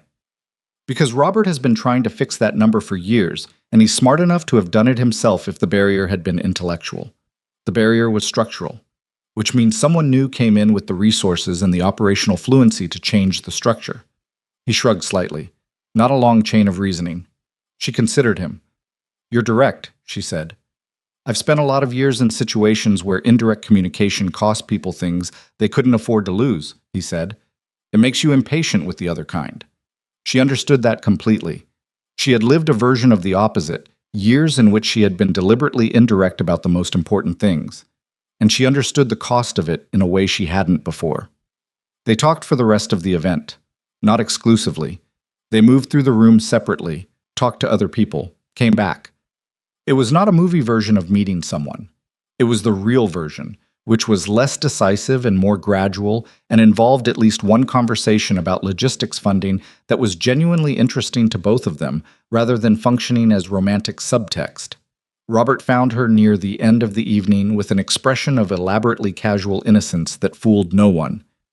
"You two seem to have a lot to say to each other," he said. "We did," she said. "He's a good man," Robert said. Not as an endorsement exactly, more as information, offered by someone who considered it relevant. "I know," she said. She had been paying attention. Nathan called her the following week.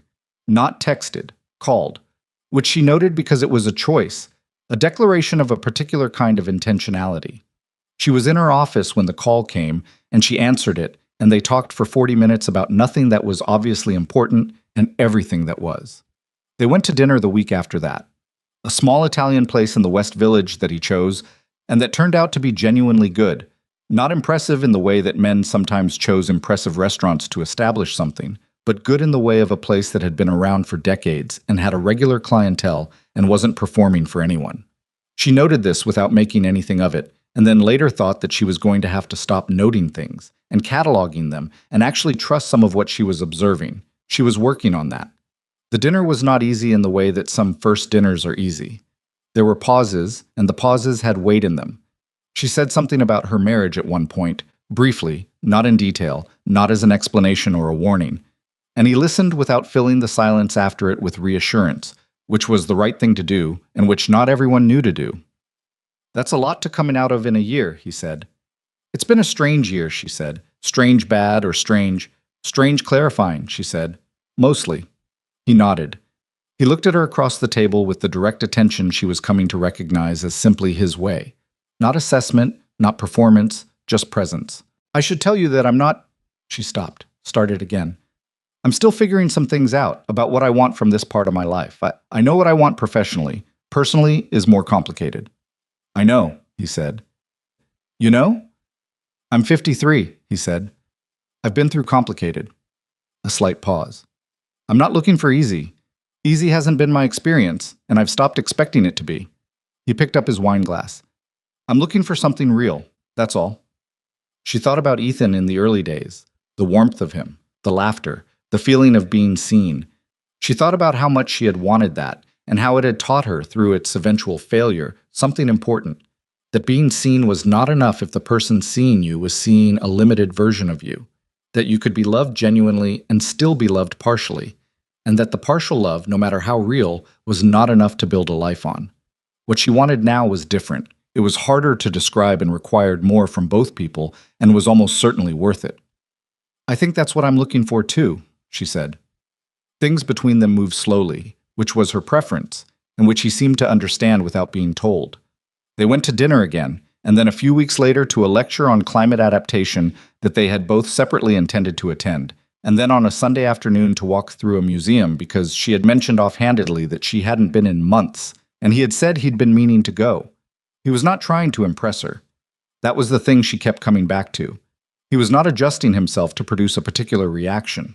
I was simply there, consistently, being the same person at dinner, and at a Sunday museum, and in a phone call at 10 at night when she was still at her desk, and called him on an impulse she didn't fully analyze.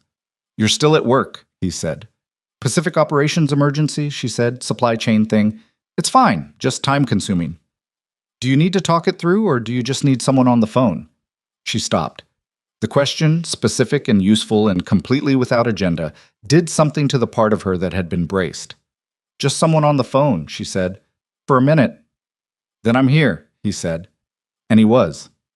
She told Damien about Nathan in March, which was about 3 months after she would have told him in an earlier version of herself. The version that had shared more of her interior life with her brother before the years of the marriage had created their own set of compartments. Damien was in her office for an afternoon strategy meeting, and after the last item was covered and his assistant had come and gone, and it was just the two of them with the late afternoon light coming through the windows, she told him. He listened. He did not say anything immediately, which was how Damien processed information that he was going to take seriously. "Is he good to you?" he said. Eventually, simply. "Yes," she said. "Does he know who you are?" The question had layers to it. She understood all the layers. "Yes," she said. "He knows everything. I told him early. I didn't want to. I wasn't going to do that again. The other way." Damien nodded slowly. "Good," he said. Just that.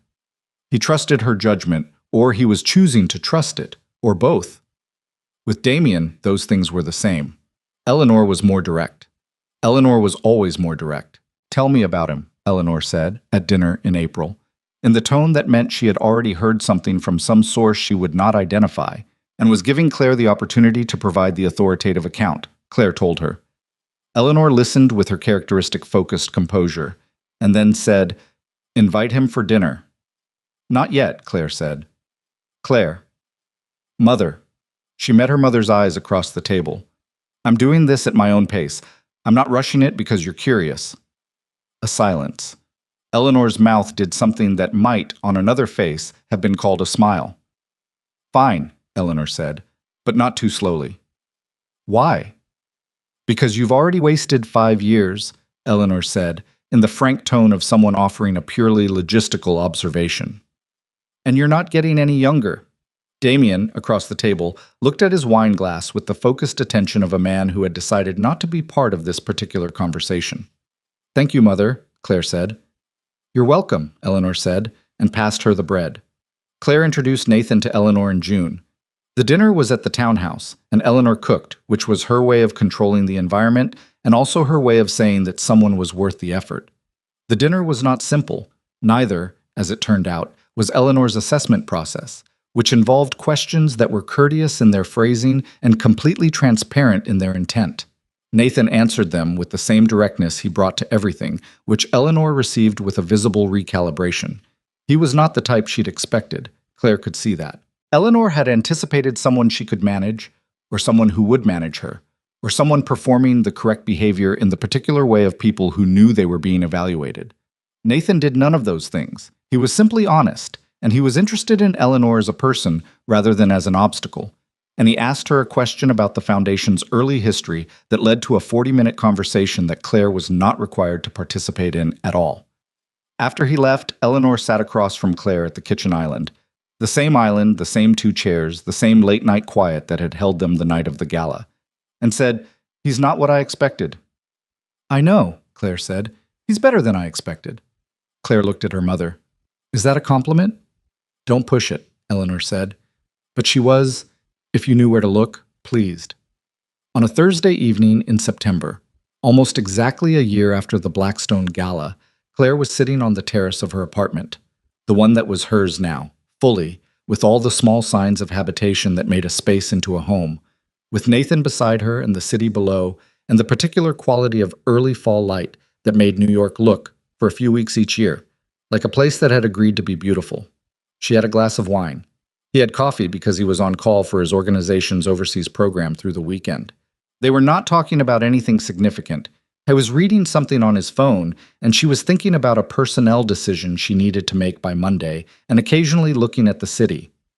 This was what she had not understood, at 31 or 36 or even 40, what the thing she actually wanted looked like up close. She had understood it in the abstract, had known intellectually that real partnership was quieter than its representations, but she had not known it in the cellular muscle memory way, until she was sitting on a terrace on a Thursday evening, next to someone who was reading something on his phone while she thought about a personnel decision, and the entire arrangement felt more solid than anything she had built before.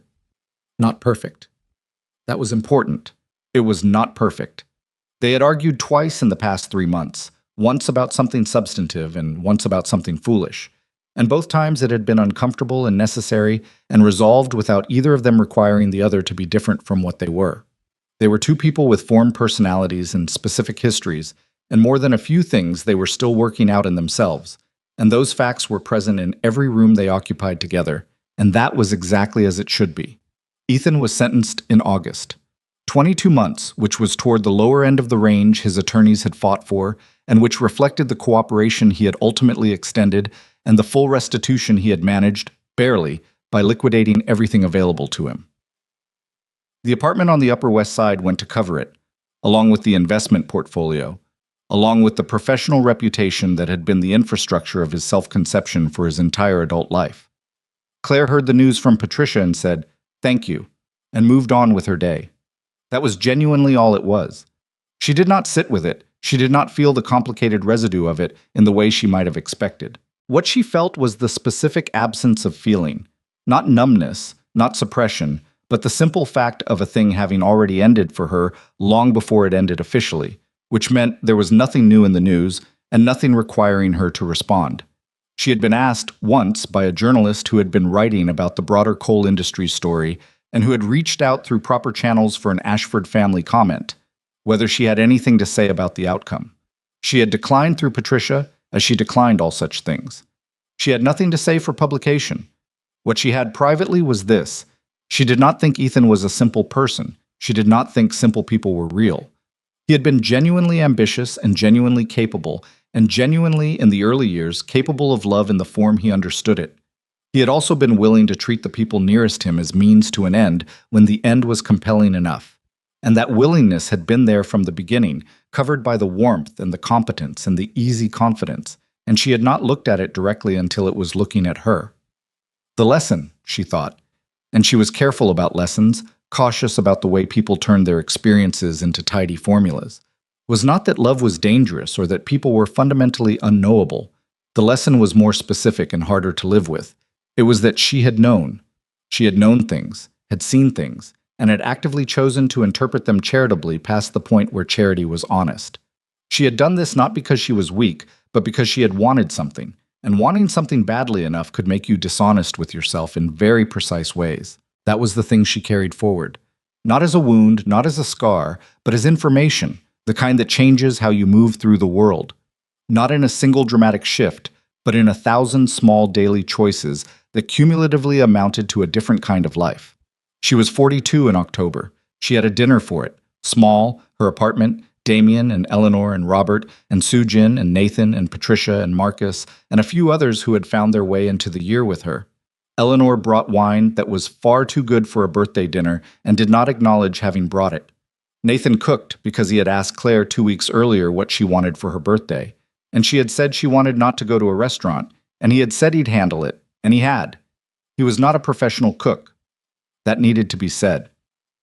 There was a period around 7:30 when something in the kitchen produced a sound that caused Damien to raise an eyebrow across the room, and Nathan emerged briefly to say that everything was fine in the tone of someone for whom fine was doing considerable work as a description. Eleanor offered to help and was declined, which impressed her visibly. The food, when it arrived, was good in the specific way that home cooking made by someone who cared was good. Imperfect in presentation, entirely right in substance. "The lamb is slightly overdone," Eleanor said at the table. "I know," Nathan said without defensiveness. "The timer lied to me. The potatoes are excellent. Thank you." Eleanor looked at him, then at Claire, then back at her plate with the expression of a woman who has gathered sufficient information and is now simply enjoying her dinner. Damien, beside Claire, leaned slightly toward her and said quietly, "She likes him." I know, Claire said. "How do you know?" "She complimented the potatoes." He thought about this. "That's true," he said. "She doesn't compliment food she doesn't care about." After dinner, when the table had been cleared and the kitchen had been addressed with the collective, slightly disorganized effort of people who were full and happy and not trying very hard, Claire stood at the window of her apartment with a glass of wine and looked at the city. It was the same city it had always been. It had not changed on her account. It had continued being itself through the gala and the divorce and the legal proceedings and the long work of the year, and it would continue being itself through whatever came next. She found this comforting in a way she would not have been able to explain to someone who hadn't reached the specific age and the specific collection of experiences that made the city's indifference feel like reliability. Nathan came to stand beside her. He did not say anything. He looked at the view for a moment and then at her, and the look was the kind that didn't require a response. Not a question, not a claim, just someone being present with someone else in a room. "Good birthday?" he said. Eventually. "Yes," she said. Genuinely. The lamb was fine. It was a little... Nathan, She looked at him. It was a good dinner. You fed 11 people in my kitchen and nobody left hungry. That's the standard. He considered this. Okay, he said. Okay, she agreed. From behind them, Robert's voice. He was in a conversation with Sujin that had started as work and migrated, as conversations between people who cared about the same things sometimes did, into something more personal. Marcus was telling Damien something that involved numbers, because that was what Marcus did at social events when the mood relaxed enough to let him be himself. Patricia had her shoes off and was sitting in the corner of the sofa talking to Eleanor, which was a combination that should not have worked and was working inexplicably well. Eleanor was laughing at something Patricia had said, a real laugh, not her social laugh, and the sound of it was rare enough that Claire turned to look.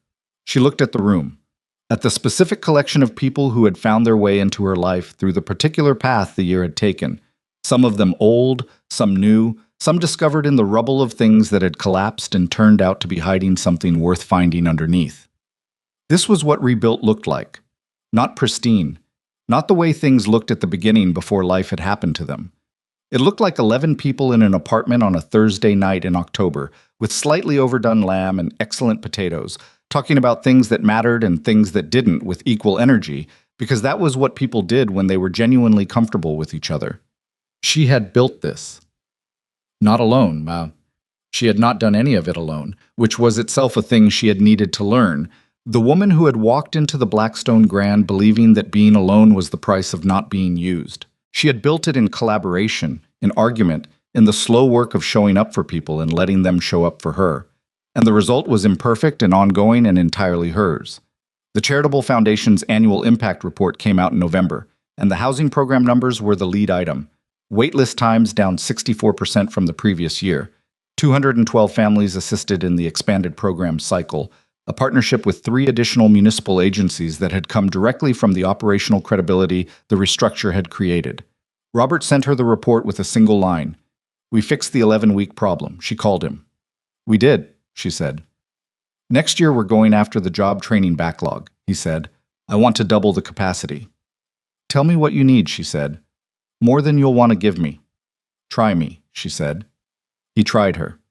She gave him more than he'd expected because she had looked at the numbers, and the numbers were clear about what the program needed. And the program was doing something real in the world, and real things in the world were worth resourcing properly. They argued about the implementation timeline for 40 minutes, which was their normal amount of arguing, and agreed on something that was between both their positions, which was also their normal outcome.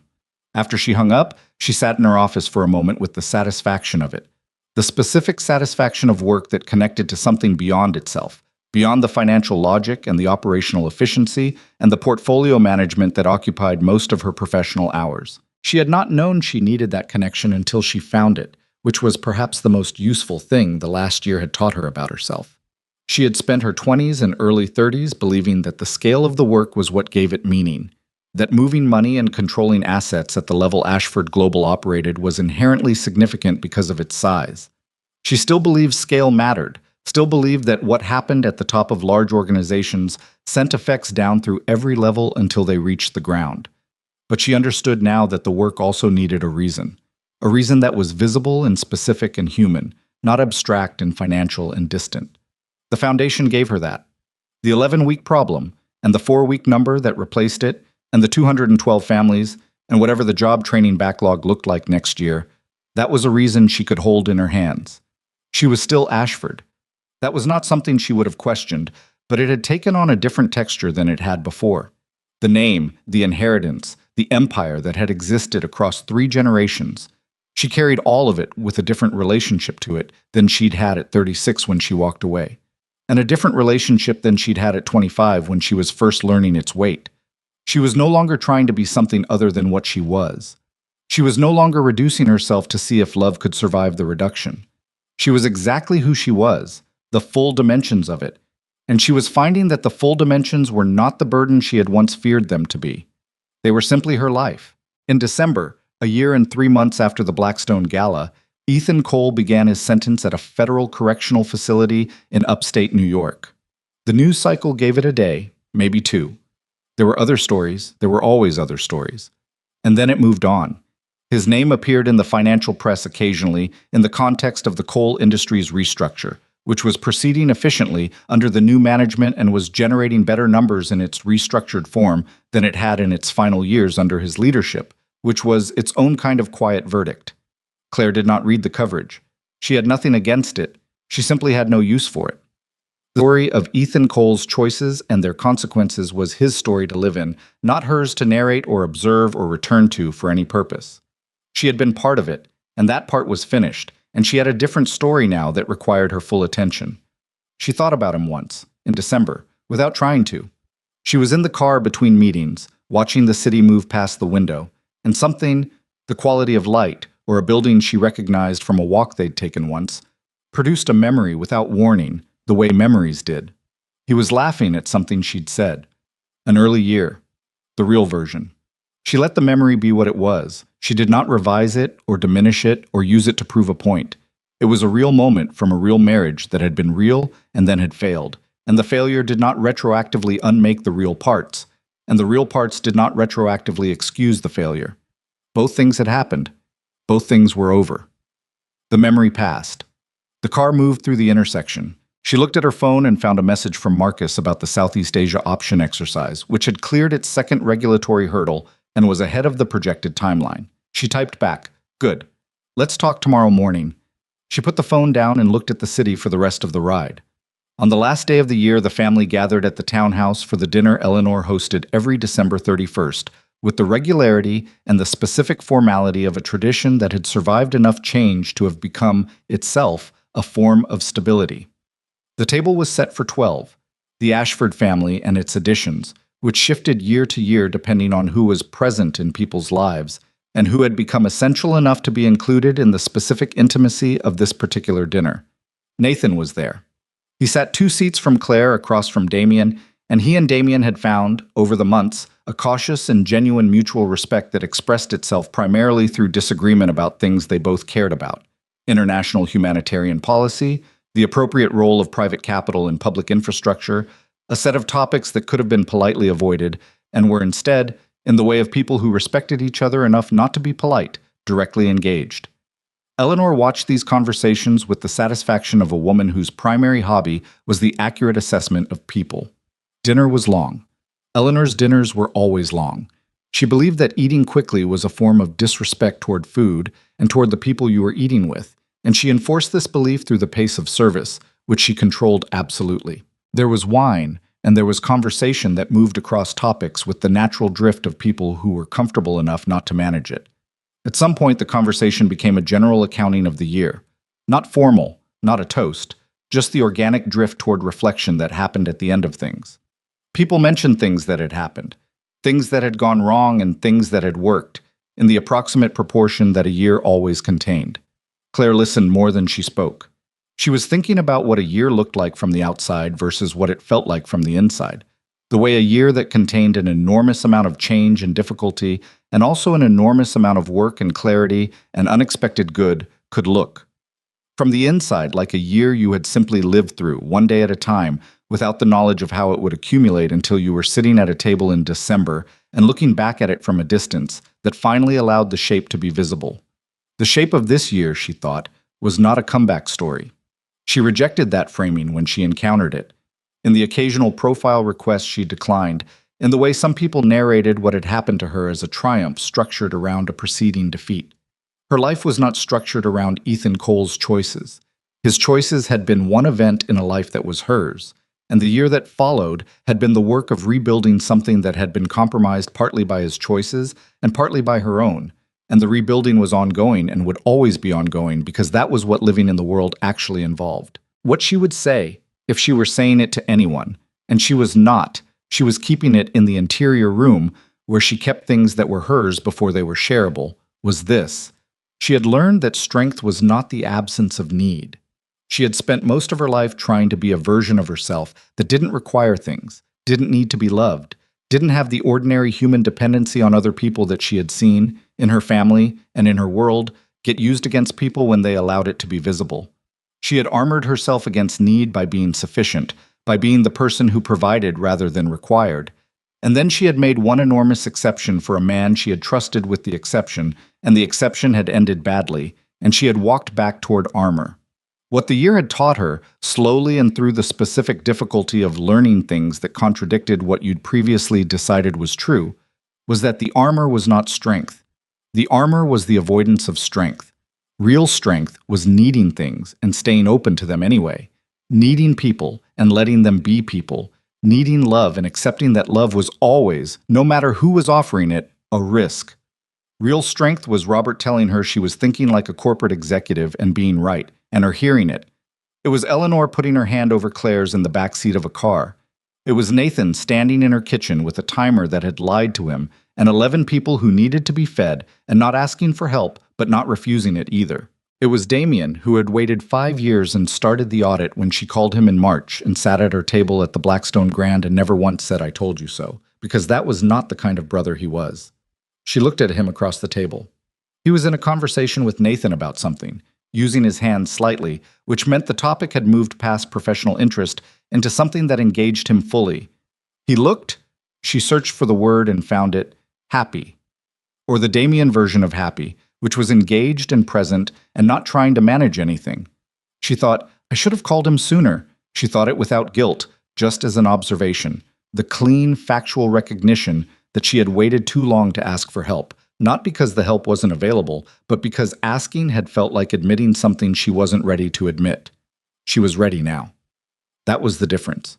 She was ready to admit what she needed, and ready to be seen needing it, and ready to let people respond without managing their response in advance.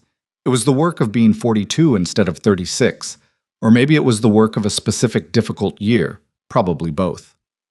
Eleanor raised her glass near the end of the evening. Not a toast exactly, because Eleanor did not do toasts in the conventional sense, did not like the performance of them. Just a gesture with the glass, a look around the table that included everyone and claimed the moment. To the year, she said. To the year, the table said. Claire raised her glass. She looked at the faces around the table, her family, her people, the specific collection of human beings who had been present for the year's worst and its best and its long ordinary middle. And she felt, without naming it or trying to hold it precisely, something that was close to gratitude. Not the performed kind. Not the kind you said out loud at the end of a story to make clear that the protagonist had learned something. The kind that was just present, quiet, occupying the same space as the wine and the candlelight and the sound of the city outside the windows and the people around the table, all of it together, all of it real. The new year came at midnight. The city made the noise it always made. The accumulated sound of 8 million people marking the same moment in their separate ways, rising and dissolving. In the townhouse, someone opened a window and the cold air came in, and no one immediately moved to close it, and for a few seconds they were all just there together in the threshold of a new year, with the old one, finally, completely behind them. Claire stood at the open window and felt the cold. She had walked into a room a little over a year ago as the woman everyone laughed at. She had been dressed in an understated black gown, and she had been alone on a charcoal carpet, and she had had her name removed from a guest list by a man who thought she was insignificant, and everyone who saw her had seen exactly what he had decided she was. Quiet, ordinary, inconsequential. None of them had seen what was underneath. They hadn't seen it because she had not shown it, had spent 5 years covering it carefully in the belief that what she hid made her more lovable than what she revealed. She had been wrong about that. Not because the hiding had failed. It had worked perfectly. She had been very well hidden. But because the thing she had been hiding was not a liability. It was her. The whole version of her, the complicated, capable, imperfect, still figuring things out version, the one that took up its full amount of space in every room it entered. That version had been there all along. It had been there in the ballroom, underneath the composed surface of a woman reading a folder at a table near the dance floor. It had been there in every meeting she'd walked out of over the last year, every decision she'd made, every argument with Robert, every conversation with Nathan at 10 o'clock at night when she was still at her desk, every dinner in this kitchen with Eleanor and Damien, and the particular irreplaceable continuity of a family that had held its shape through everything she had put it through. She had not needed to become someone different. She had needed to stop hiding who she already was. The window stayed open another minute, and the cold air moved through the room, and then someone, she thought it was Damien, though she didn't look, closed it gently, and the warmth of the room returned and the conversation resumed, And the new year had already begun in the way that New Year's actually began. Not at midnight, not with a sound, but quietly, without announcement, in the middle of ordinary life. Claire turned from the window. Nathan was looking at her from across the room with the specific quality of attention she had come to understand was simply him, present, direct, uncomplicated by strategy. She looked back. There was no dramatic moment. There was just that. Two people across a room at the beginning of a year, knowing what they knew about each other and choosing to be here. She crossed the room. He handed her a glass. They stood together near the fireplace while Eleanor said something sharp and accurate to Damien that made him laugh despite himself. And Robert and Sue Jin picked up a conversation that had been interrupted an hour ago, and Patricia and Marcus argued gently about something neither of them would remember in the morning, and the city outside the windows kept going, as it always kept going, indifferent and permanent and entirely itself. And Claire Ashford stood in the warmth of a room full of people who knew her. The real version, the full version, the one she had spent too long hiding and would spend no more time apologizing for. And she was, without qualification, without the careful asterisks she had spent years appending to her own happiness, exactly where she was supposed to be. That was enough. It was more than enough. It was in every way that actually counted, everything.